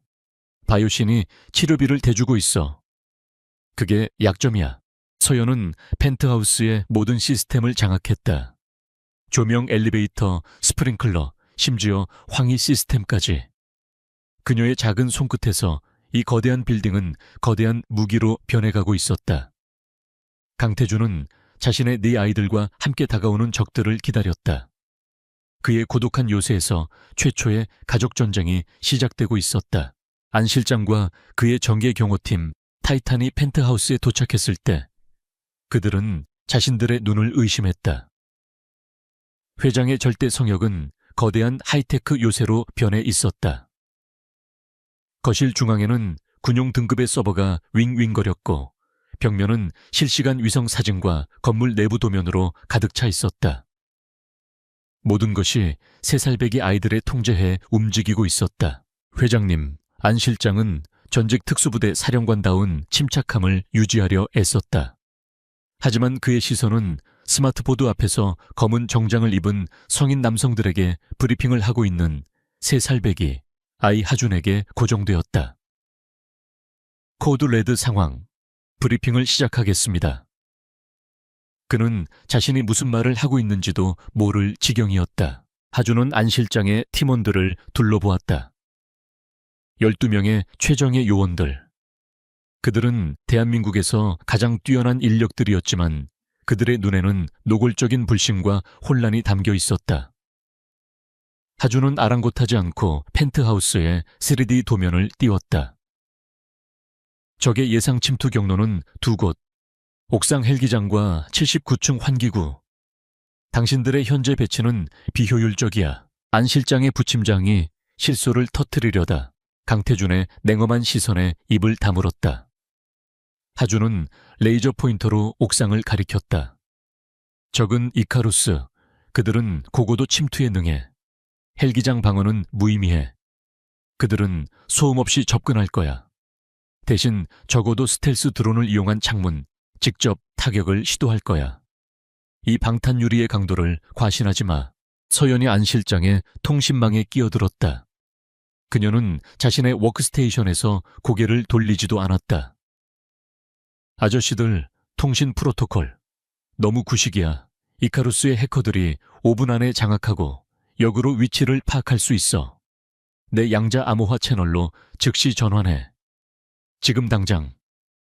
서연은 안 실장팀의 전술 태블릿을 원격으로 해킹하여 자신의 시스템에 강제 동기화시켰다. 안 실장은 충격에 휩싸였다. 국정원에서 지급한 최신 보안 장비가 3살 아이의 손에 속수무책으로 뚫렸다. 그는 이것이 현실인지 꿈인지 분간할 수 없었다. 그는 태준을 바라보았다. 태준은 그저 고개를 끄덕였다. 오늘 밤 펜트하우스의 모든 방어 시스템은 하준과 서연이 총괄한다. 안 실장은 지상병력 지휘에만 집중해. 지우는 법률 자문 패드를 들고 안 실장에게 다가왔다. 그는 안 실장의 허리춤에 있는 권총을 힐끗 보았다. 교전 수칙 브리핑입니다. 침입자들은 이카루스 소속 용병으로 불법 무기 소지 및 살인 미수 혐의가 적용됩니다. 펜트하우스는 완벽한 사유재산이며 우리의 생명은 위협받고 있습니다. 그 작은 아이는 법전을 외우듯 또박또박 말했다. 정당 방위 범위는 적극적 방어까지 허용됩니다. 즉, 사살도 불사하되 법적 책임은 내가 집니다. 모든 교전 상황을 녹화하고 증거를 확보하십시오. 이것은 전쟁이지만 합법적인 전쟁이어야 합니다. 안 실장은 마른 침을 삼켰다.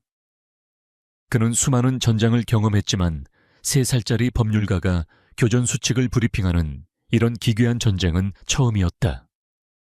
그는 더 이상 아이들을 아이로 보지 않았다.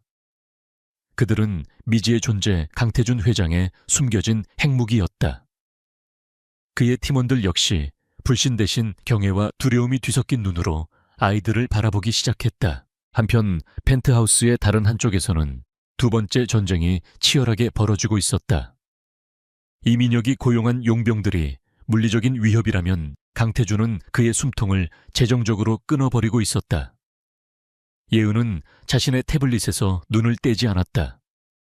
화면에는 이민혁의 주력 자산인 글로벌 파마의 주가 차트가 실시간으로 폭락하고 있었다. 아빠, 이민혁이 방역에 나섰어. 예은이 차갑게 말했다. 자신의 다른 자산을 매각해서 폭락하는 주가를 방어하려 해. 하지만 이미 늦었어. 우리가 뿌린 불법 임상시험 데이터 조작 루머가 SEC 미국 증권거래위원회에 접수됐어. 지우 오빠가 보낸 자료야. 월스트리트의 하이에나들이 피냄새를 맡았어. 태주는 만족스러운 미소를 지었다. 이것이 그의 방식이었다. 그는 적의 심장을 직접 찌르지 않는다. 그는 적이 스스로 무너지게 만든다. 지우는 이미 이민혁의 자금줄인 제우스 캐피탈에 대한 자금 세탁 혐의로 스위스 검찰과 미국 법무부에 동시에 고소장을 발송한 상태였다. 이민혁은 사방에서 조여오는 포위망을 느끼고 있을 터였다. 바로 그 시각 서울의 또 다른 초호화 빌딩. 이민혁은 자신의 집무실에서 값비싼 크리스털 잔을 벽난로에 집어던졌다. 강태준, 이 교활한 자식. 그의 모든 것이 무너지고 있었다. 글로벌 파마 주식은 휴지 조각이 되어가고 있었고 스위스 은행의 비밀 계좌는 동결되었다. 그의 제국이 단 하루 만에 붕괴하고 있었다. 그는 태준이 자신의 계획을 바이오신과의 관계를 심지어 이카루스의 존재까지 알고 있다는 사실에 경악했다. 정보가 샜다. 하지만 어디서 박성호는 이미 구속되었다. 그는 자신이 쳐놓은 완벽한 거미줄이 역으로 자신을 올가매고 있음을 깨달았다. 그는 하룻밤 사이에 모든 것을 잃을 위기에 처했다. 이제 그에게 남은 카드는 단 하나였다. 신소영의 결과물들, 그 천재 아이들, 그 아이들만 손에 넣는다면 그는 이 모든 것을 뒤집을 수 있었다. 그 아이들의 두뇌는 퀀텀 리프의 가치를 능가하는 궁극의 자산이었다. 그는 더 이상 기다릴 수 없었다. 이성을 잃은 도박사는 마지막 패에 모든 것을 건다. 이민혁은 이카루스의 리더 렉스에게 암호화된 통신을 연결했다. 그의 목소리는 광기에 차 있었다. 렉스 계획 변경이다. 자금은 이미 보냈다. 오늘 밤, 아니 지금 당장 실행한다. 펜트하우스를 초토화해서라도 아이들을 데려와. 강태준은 죽여도 좋다. 이것은 명령이다. 이민혁의 두 번째 위협. 그의 마지막 발악이 시작된 것이다. 그는 태준의 재정적 공격이 자신을 완전히 파멸시키기 전에 유일한 변수인 아이들을 손에 넣어야만 했다. 그는 자신의 용병들이 강태준의 보안팀을 압도할 것이라 확신했다. 그는 그 펜트하우스 안에 무엇이 기다리고 있는지 상상조차 하지 못했다. 펜트하우스. 안 실장의 타이탄 팀이 하준의 지시에 따라 79층 환기구와 주요 창문에 특수 방어 장치를 설치하고 있었다. 지우는 이민혁의 자산 동결 절차를 최종 확인하고 있었다. 예은은 마지막 남은 이민혁의 자산을 공매도하며 그의 숨통을 끊고 있었다. 모든 것이 계획대로 진행되고 있었다. 태준은 처음으로 자신의 아이들을 자랑스럽다고 생각했다. 그는 이 작은 천재들이 자신에게 온 것이 저주가 아닌 축복일지도 모른다고 아주 잠시 생각했다. 그는 내 아이의 아버지로서 그들을 지켜내야 한다는 강렬한 책임감을 느꼈다. 그때였다. 칠흑 같은 어둠 속에서 펜트하우스의 모든 시스템을 감시하던 서연이 헤드셋을 벗어던지며 외쳤다. 온다 아빠 예상보다 빨라. 헬기장이 아니야. 옥상. 아니 70층 외벽. 서연의 말이 끝나기도 전에 펜트하우스 전체가 흔들릴 듯. 단 거대한 폭발음이 울려 퍼졌다. 79층이 아닌 70층 외벽에서부터 무언가가 빌딩을 뚫고 올라오고 있었다. 그들은 일반적인 침투조가 아니었다. 그들은 퀀텀 리프의 정교한 보안 시스템을 모두 우회하고 가장 원시적인 방식으로 접근하고 있었다. 이카루스, 하준이 비명을 질렀다. 그들의 주력 장비야, 스파이더 리그, 그들이 외벽을 타고 오고 있어. 안 실장 아저씨, C구역 창문.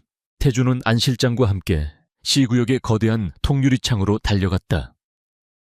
칠흑 같은 밤하늘, 폭풍우가 다시 쏟아지기 시작했다.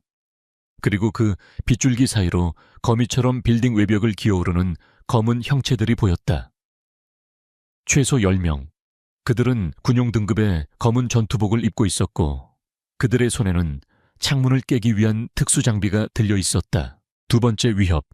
이민혁의 절박함이 낳은 광기 어린 공격이 강태준의 예상을 뛰어넘는 속도와 방식으로 시작되었다.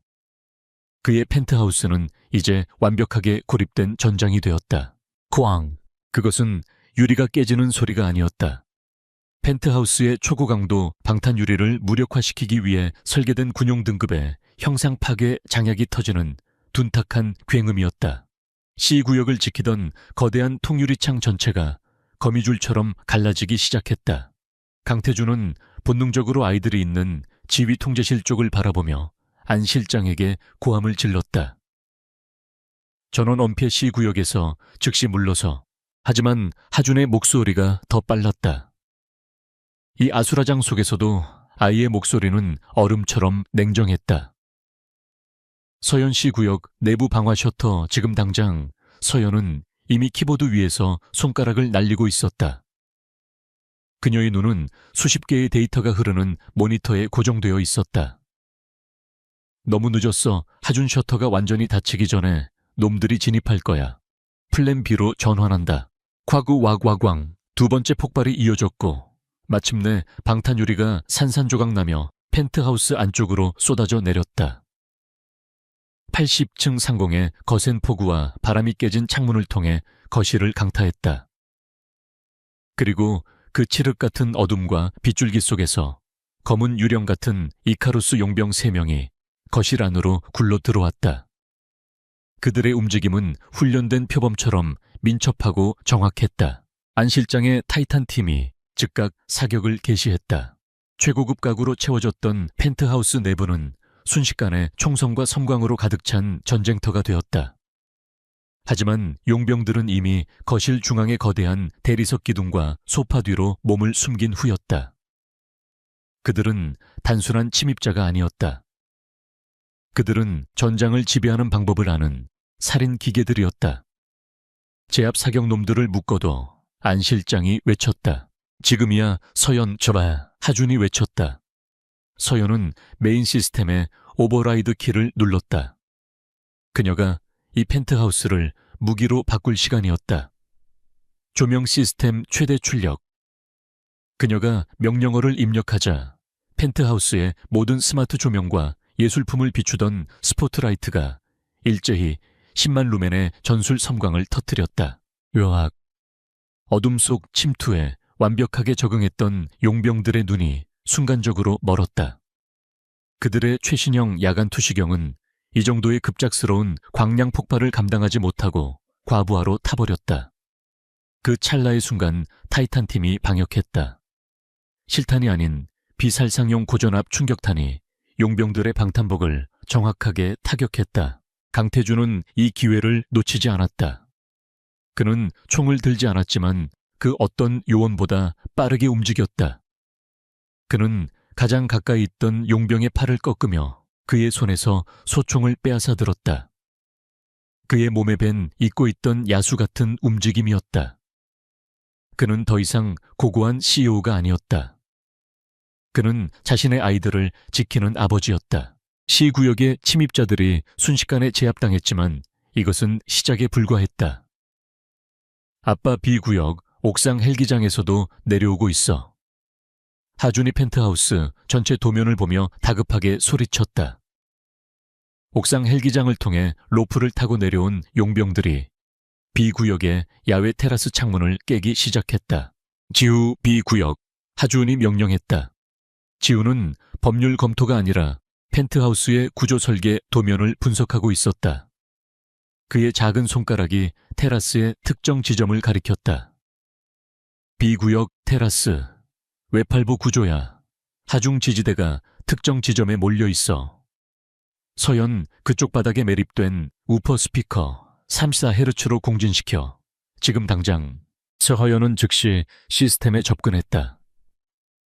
거실 바닥에 매립된 수억 원대의 최고급 홈시어터 시스템은 이제 지향성 음향 무기가 되었다. 그녀는 인간이 겨우 들을 수 있는 초저주파를 발생시켜 B구역 테라스 바닥의 고유 진동수와 강제로 공진시켰다. 5초. 4. B구역 창문을 깨고 진입하려던 용병 4명은 발밑의 대리석 바닥이 지진이라도 난 듯 격렬하게 흔들리는 것을 느꼈다. 그리고 다음 순간 테라스 바닥이 그들의 무게와 장비의 무게, 그리고 공진의 힘을 이기지 못하고 아래층인 79층으로 무너져 내렸다. 크악. 그들의 비명소리가 빗속으로 사라졌다. 찾았어, 찾았어. 거실 한쪽에서 전투와는 무관해 보였던 예은이 자신의 태블릿을 보며 소리쳤다.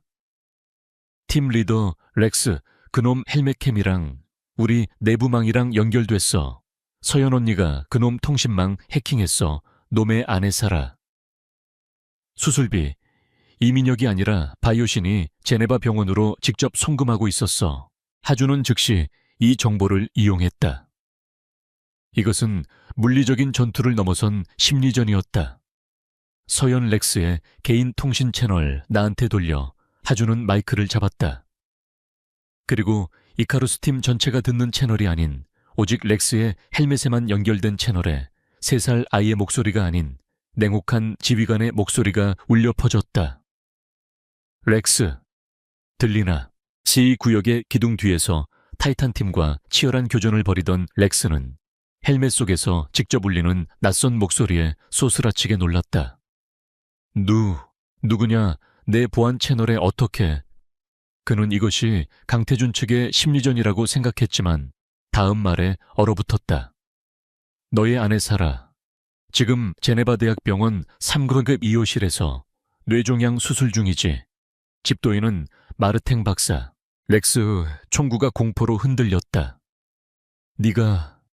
네가 그걸 어떻게... 하준의 목소리는 어떤 감정도 씻지 않고 이어졌다.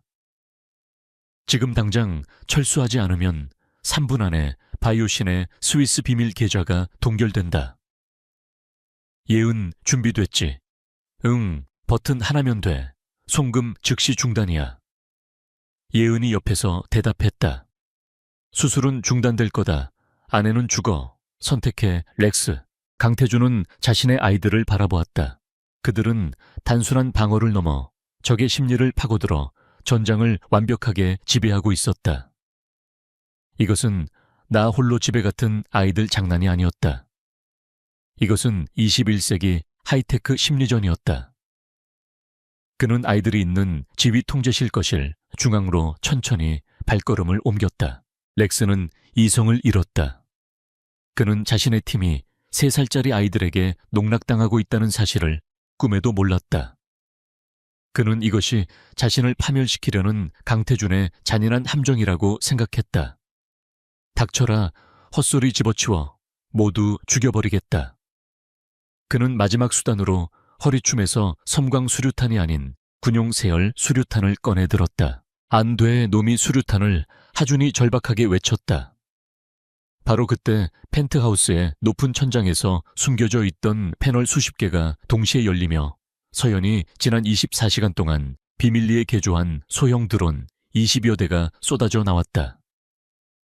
그것들은 장난감 쿼드콥터가 아니었다. 5만 볼트의 테이저건이 장착된 빠르고 치명적인 사냥개들이었다. 드론들은 서연에 제어해 마치 한 마리의 새처럼 일사불란하게 움직였다. 렉스가 수류탄의 안전핀을 뽑고 아이들 쪽으로 던지기 직전 드론들이 발사한 전기 충격이 그의 전투복 어깨와 팔의 이음새를 정확하게 강타했다.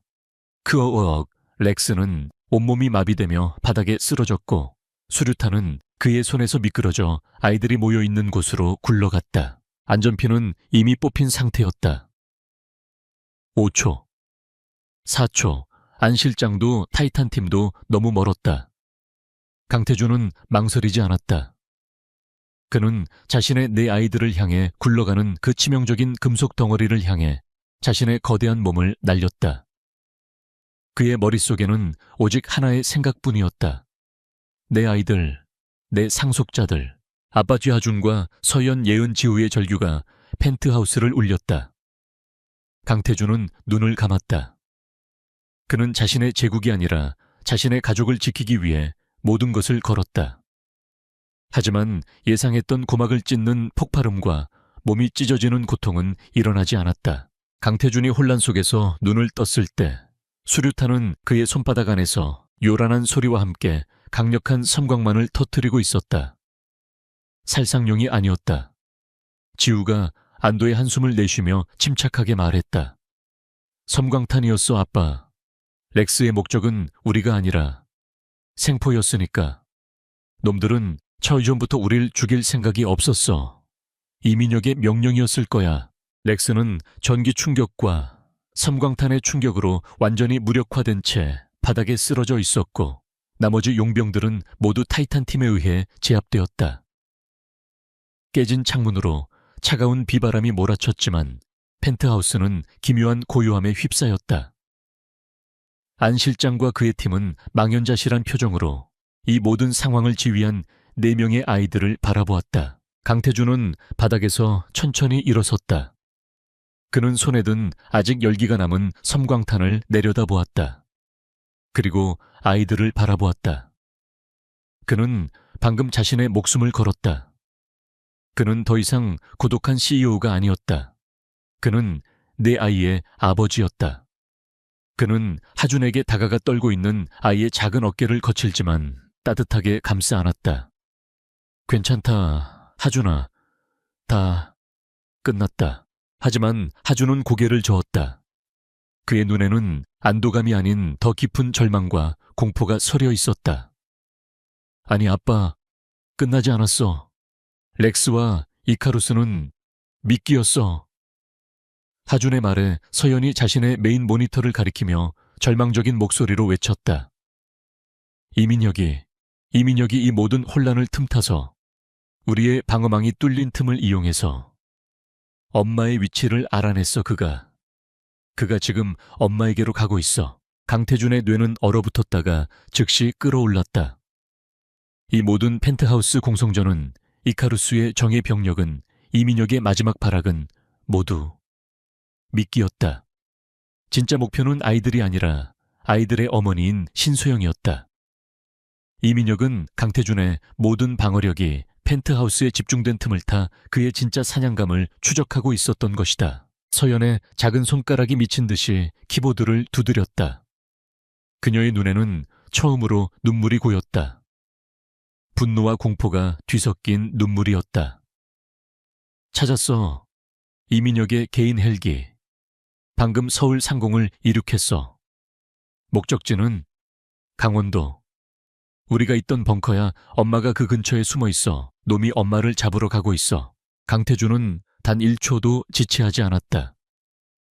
그는 무력화된 렉스와 이카루스 용병들을 안 실장에게 맡겼다. 안 실장 이놈들을 묶어. 경찰도 검찰도 아니야. 퀀텀 리프 지하 벙커로 이송해. 김 실장이 처리할 거다. 그는 헬멧을 벗은 안 실장의 어깨를 붙잡았다.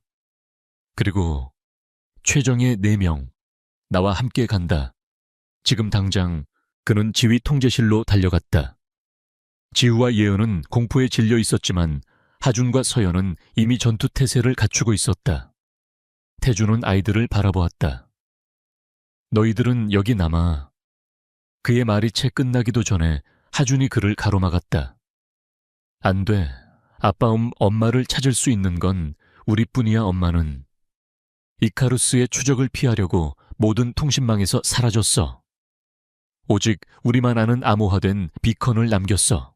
서연이 눈물을 닦으며 일어섰다. 하준이 말이 맞아. 엄마의 비컨 신호는 내가 아니면 해독할 수 없어. 아빠 혼자 가봤자 엄마를 찾기 전에 이민혁이 먼저 찾을 거야. 우리가 아빠의 눈이 되어야 해. 3살배기 아이들의 눈에는 자신들의 어머니를 구해야 한다는 절박함과 강철 같은 의지가 서려 있었다. 강태준은 잠시 망설였다. 자신의 아이들을 고작 3살배기 아이들을 실제 총탄이 오가는 전쟁터로 데려가야 한다는 사실이 그의 심장을 찢었다. 하지만 그는 알았다. 이것은 선택의 문제가 아니었다. 그는 지우와 예은을 바라보았다. 지우, 예은, 너희는 여기 남아. 김 실장과 함께 펜트하우스를 지켜. 이민혁의 남은 자금줄을 완전히 끊어버려. 지우는 의젓하게 고개를 끄덕였다. 알겠어, 아빠. 예은이랑 내가 제네바 병원과 SEC를 마무리할게. 이민혁을 완벽한 빈털터리로 만들 거야. 태준은 하준과 서연을 안아들었다. 그는 아이들에게 특수 제작된 방탄조끼를 입혔다. 그리고 그는 옥상 헬기장을 향해 뛰었다. 그의 뒤를 안 실장과 최정의 타이탄 팀이 따랐다. 퀀텀 리프타워, 옥상 헬기장. 태준의 전용 스텔스 헬기, 발키리가 폭우를 뚫고 이륙했다. 이민혁의 낡은 민간 헬기와는 비교도 되지 않는 속도였다. 헬기 안서연은 자신의 전술 태블릿을 헬기의 메인 시스템에 연결했다. 그녀는 더 이상 이민혁을 추적하지 않았다. 그녀는 오직 엄마 신소영이 남긴 미세한 신호만을 쫓고 있었다. 신호가 약해. 하지만 잡았어. 서연이 외쳤다. 벙커가 아니야. 이민혁은 속았어. 엄마는 바이오신의 비밀 연구소로 가고 있어. 강원도 춘천에 있는. 위장된 시설이야. 하준이 즉시 상황을 분석했다. 엄마는 도망치는 게 아니었어. 처음부터. 엄마는 바이오신의 심장부로 뛰어들고 있었어. 증거를 확보하기 위해서. 강태준은 자신의 아이들의 어머니가 자신만큼이나, 아니 어쩌면 자신보다 더 대담한 전략가임을 깨달았다. 그녀는 자신이 미끼가 되어 이민혁과 이카루스를 유인하는 동시에 적의 본진을 역으로 급습하고 있었던 것이다. 안 실장, 목적지 변경, 바이오신 춘천연구소, 전속력으로. 이민혁은 강원도 상월 신소영의 옛 벙커에 도착했을 때 자신이 속았음을 깨달았다. 벙커는 텅 비어 있었고 그를 기다리는 것은 조롱하는 듯한 빈 모니터뿐이었다. 바로 그때 그에게 바이오신 본사로부터 긴급 연락이 왔다. 침입자 발생 신소영이다. 그녀가 춘천연구소 메인 서버에 접근했다. 이민혁은 광기에 휩싸였다. 거기서 당장 잡아. 태준의 헬기가 바이오신 연구소 상공에 도착했을 때 그곳은 이미 이민혁의 사병들과 연구소 보안팀 간에 치열한 총격전이 벌어지고 있었다. 이민혁은 자신의 마지막 남은 병력을 모두 그곳으로 보낸 것이다. 아빠, 저기야. 지하 3층 메인 서버실. 서연이 연구소 내부 도면을 해킹해 엄마의 위치를 특정했다. 안 실장과 타이탄 팀이 로프를 타고 강화하며 연구소 입구의 적들을 제압했다. 강태준은 하준과 서연을 데리고 비상구를 통해 내부로 침투했다. 연구소 내부는 지옥이었다. 경보가 울리고 총성이 난무했다. 하지만 태준은 망설이지 않았다. 그는 오직 지하 3층을 향해 나아갔다. 마침내 그들이 메인 서버실의 두꺼운 방화문을 열었을 때 그들은 그곳에서 컴퓨터 콘솔 앞에 앉아있는 한 여자를 발견했다. 그녀는 수십 개의 모니터에 둘러싸여 있었고 그 모니터에는 바이오신의 모든 불법 연구 데이터가 폭포수처럼 흘러내리고 있었다. 그녀가 천천히 돌아섰다. 신소연기였다. 4년 만에 마주한 그녀는 태준의 기억 속 희미했던 모습보다 더 강인하고 날카로워져 있었다. 하지만 그녀의 눈은 하준과 서연을 꼭 닮아 있었다. 그녀는 태준과 그가 데려온 두 아이를 보고 잠시 놀랐지만 이내 모든 상황을 파악한 듯 미소를 지었다.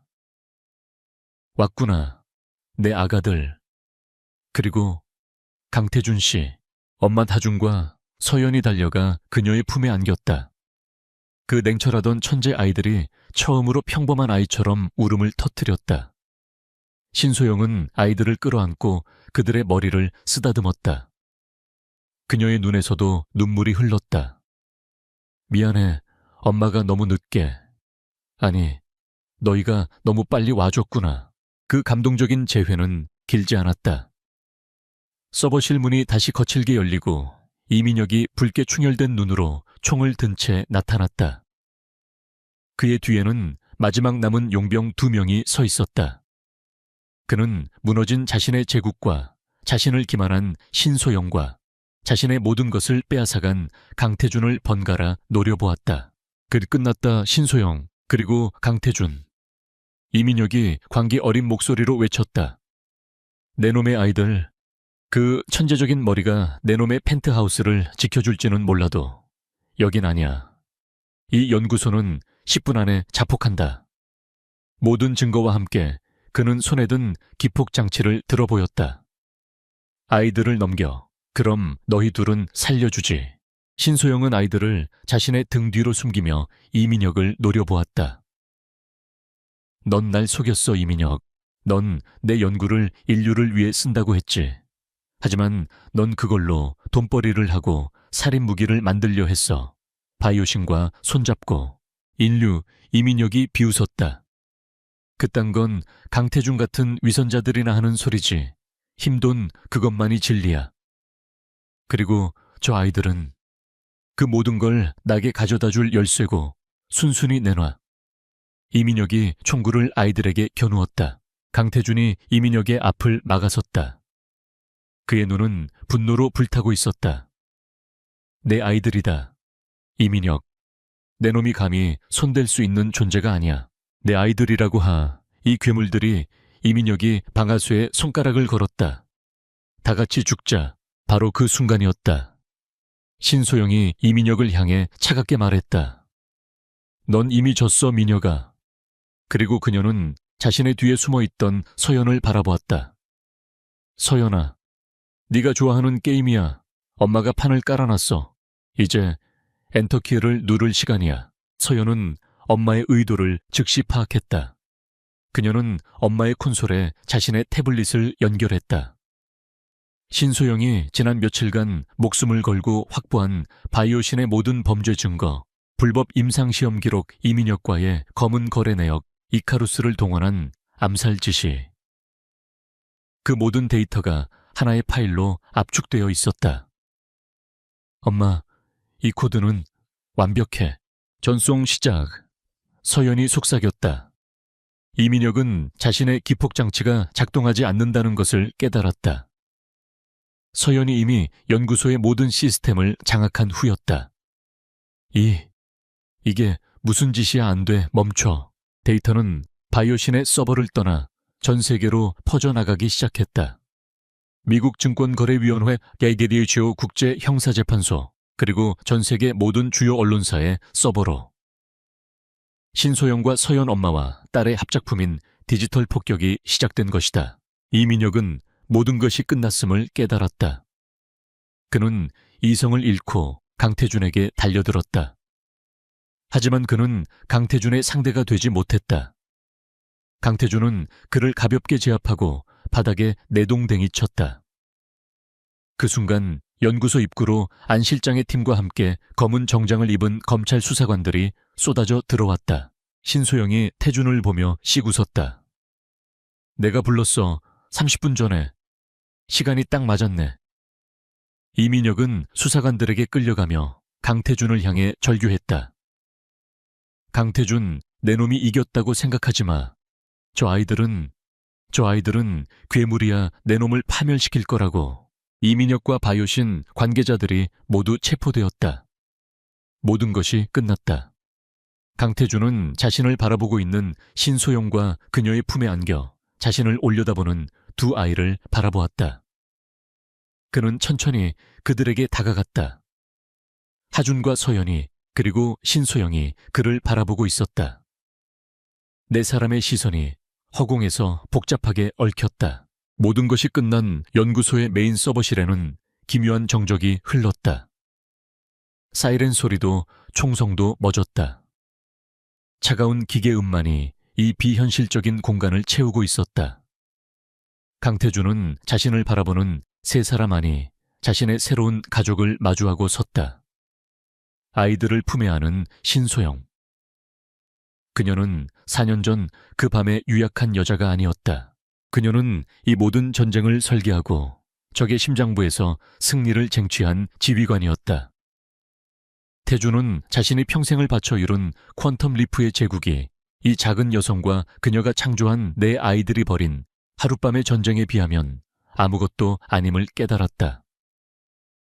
그는 이민혁과 싸운 것이 아니었다. 그는 이 거대한 변화의 소용돌이에 휩쓸렸을 뿐이다. 가야 합니다.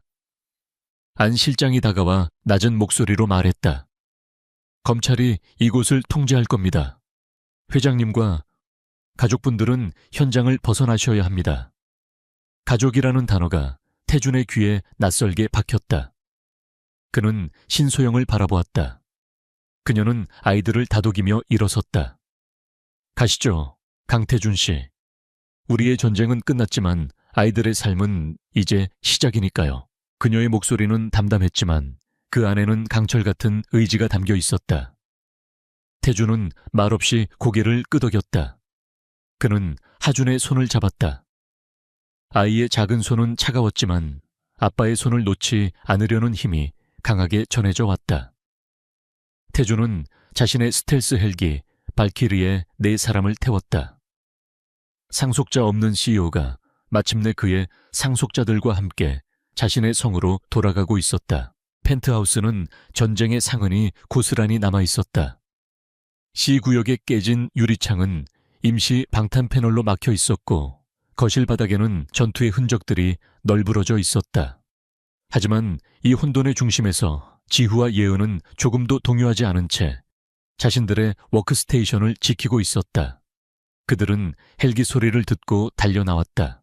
엄마, 지우와 예은이 동시에 외쳤다.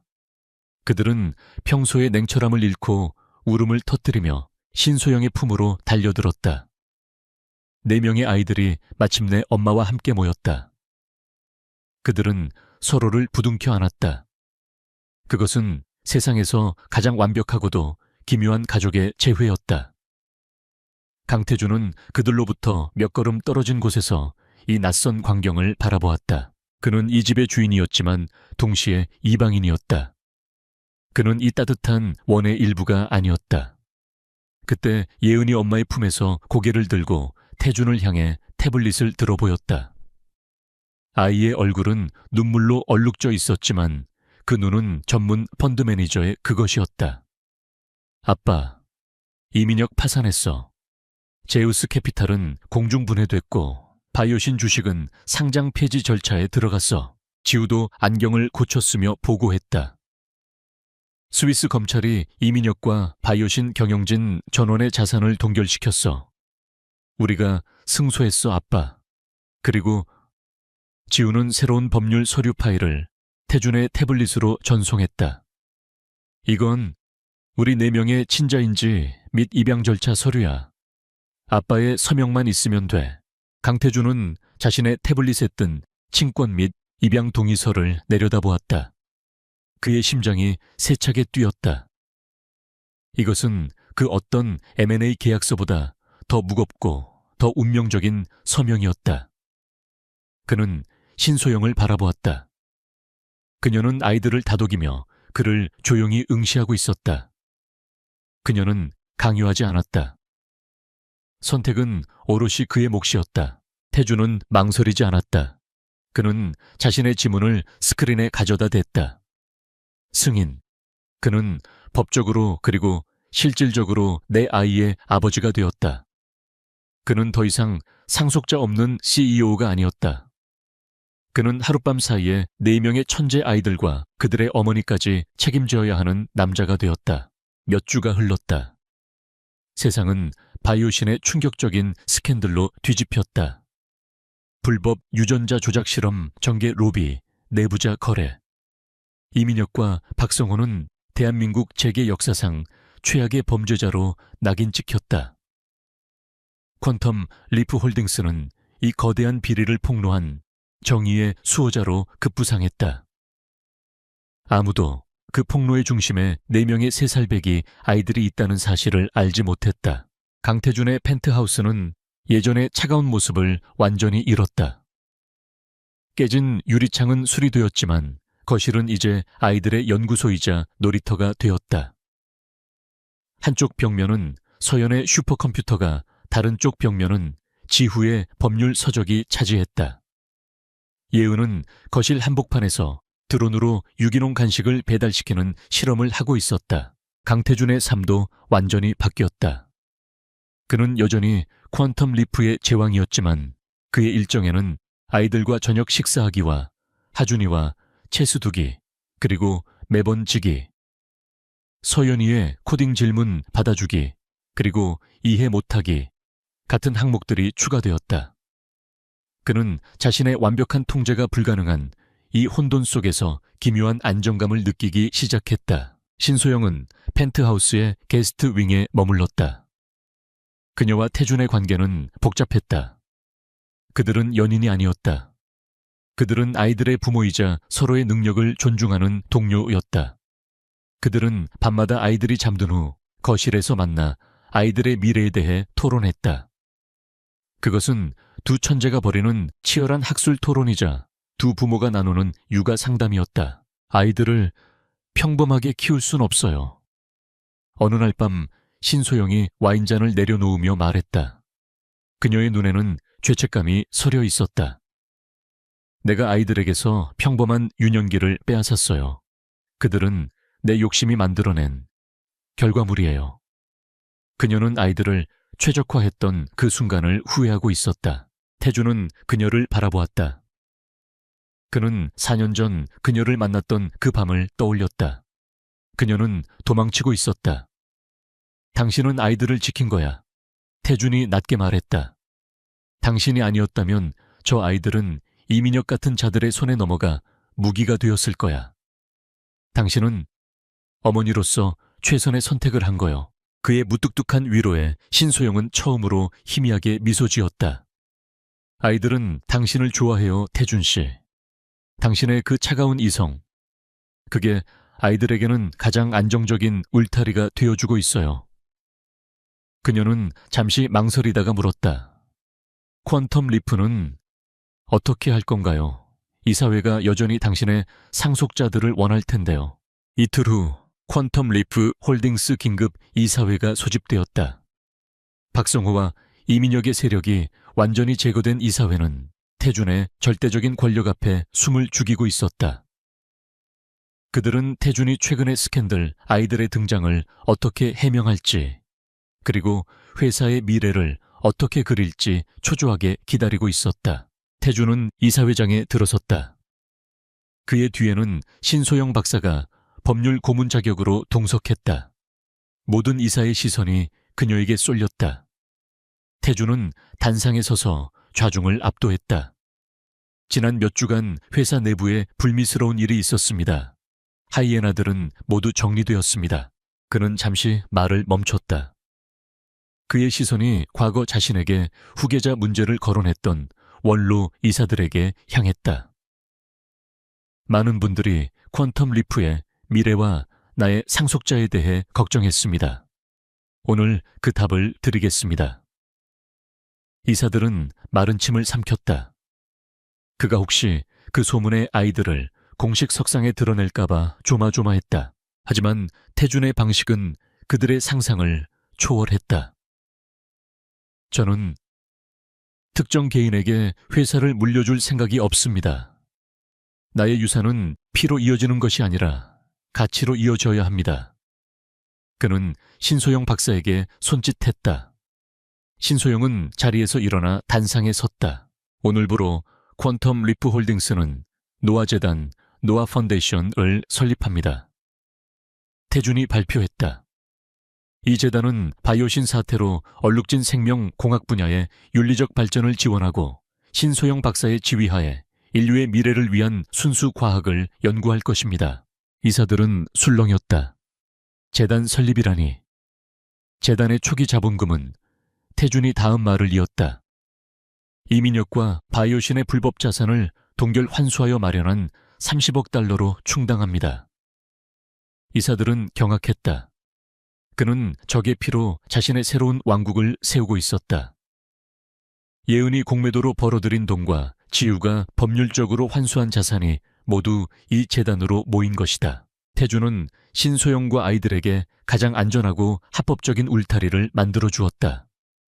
그들의 천재성을 마음껏 펼칠 수 있는, 하지만 그 누구의 위협도 받지 않는 절대적인 성격을. 신소영 박사와 노아재단이 퀀텀 리프의 새로운 R&D 심장이 될 것입니다. 이것이 나의 대답입니다. 퀀텀 리프의 미래는 바로 이것입니다. 그날 저녁 태준은 늦게 펜트하우스로 돌아왔다. 그는 자신의 결정이 가져올 파장에 대해 생각하며 집무실로 향하려 했다. 하지만 그의 발걸음이 거실 한가운데서 멈췄다. 그의 차가운 미니멀리즘 왕국은 완전히 점령당해 있었다. 4명의 아이들과 신소영이 거실 바닥에 모여 있었다. 그들은 담요와 소파 쿠션으로 조잡한 요새를 만들고 있었다. 그 천재적인 두뇌들이 인류의 진화를 이끌어갈 아이들이 지금 가장 비효율적이고 비논리적인 놀이에 몰두하고 있었다. 하주는 설계 도면 없이 무너지는 쿠션을 보며 심각하게 구조역학을 논하고 있었다. 서연은 담요의 인장 강도가 약하다며 불평하고 있었다. 지우는 쿠션의 재질이 알레르기를 유발할 수 있다며 성분표를 읽고 있었고, 예은은 이 모든 활동의 감가상각비를 계산하고 있었다. 신소영은 그 모습을 보며 환하게 웃고 있었다. 그녀는 태준을 발견하고는 손짓했다. 태준 씨 늦었네요. 이리 와요. 지붕이 자꾸 무너져서 기둥이 하나 더 필요해요. 태준은 자신이 입고 있던 수천만 원짜리 맞춤 정장 재킷을 벗어 던졌다. 그는 바닥에 무릎을 꿇고 아이들 틈으로 들어갔다. 그는 가장 큰 쿠션을 들어 올려 지붕을 받쳤다. 그는 자신의 제국이 아니라 이 작은 담요 요새의 기둥이 되었다. 하준이 그를 올려다보며 씩 웃었다. 아빠, 드디어 쓸모있는 일을 하네. 강태준은 그 말에 처음으로 소리내어 웃었다. 그는 상속자 없는 고독한 제왕이었다. 하지만 이제 그는 4명의 천재 상속자들과 그들을 지키는 더 강인한 어머니, 그리고 시끄럽고 혼란스럽지만 완벽하게 따뜻한 집을 얻었다. 그의 진짜 유산은 그렇게 시작되고 있었다.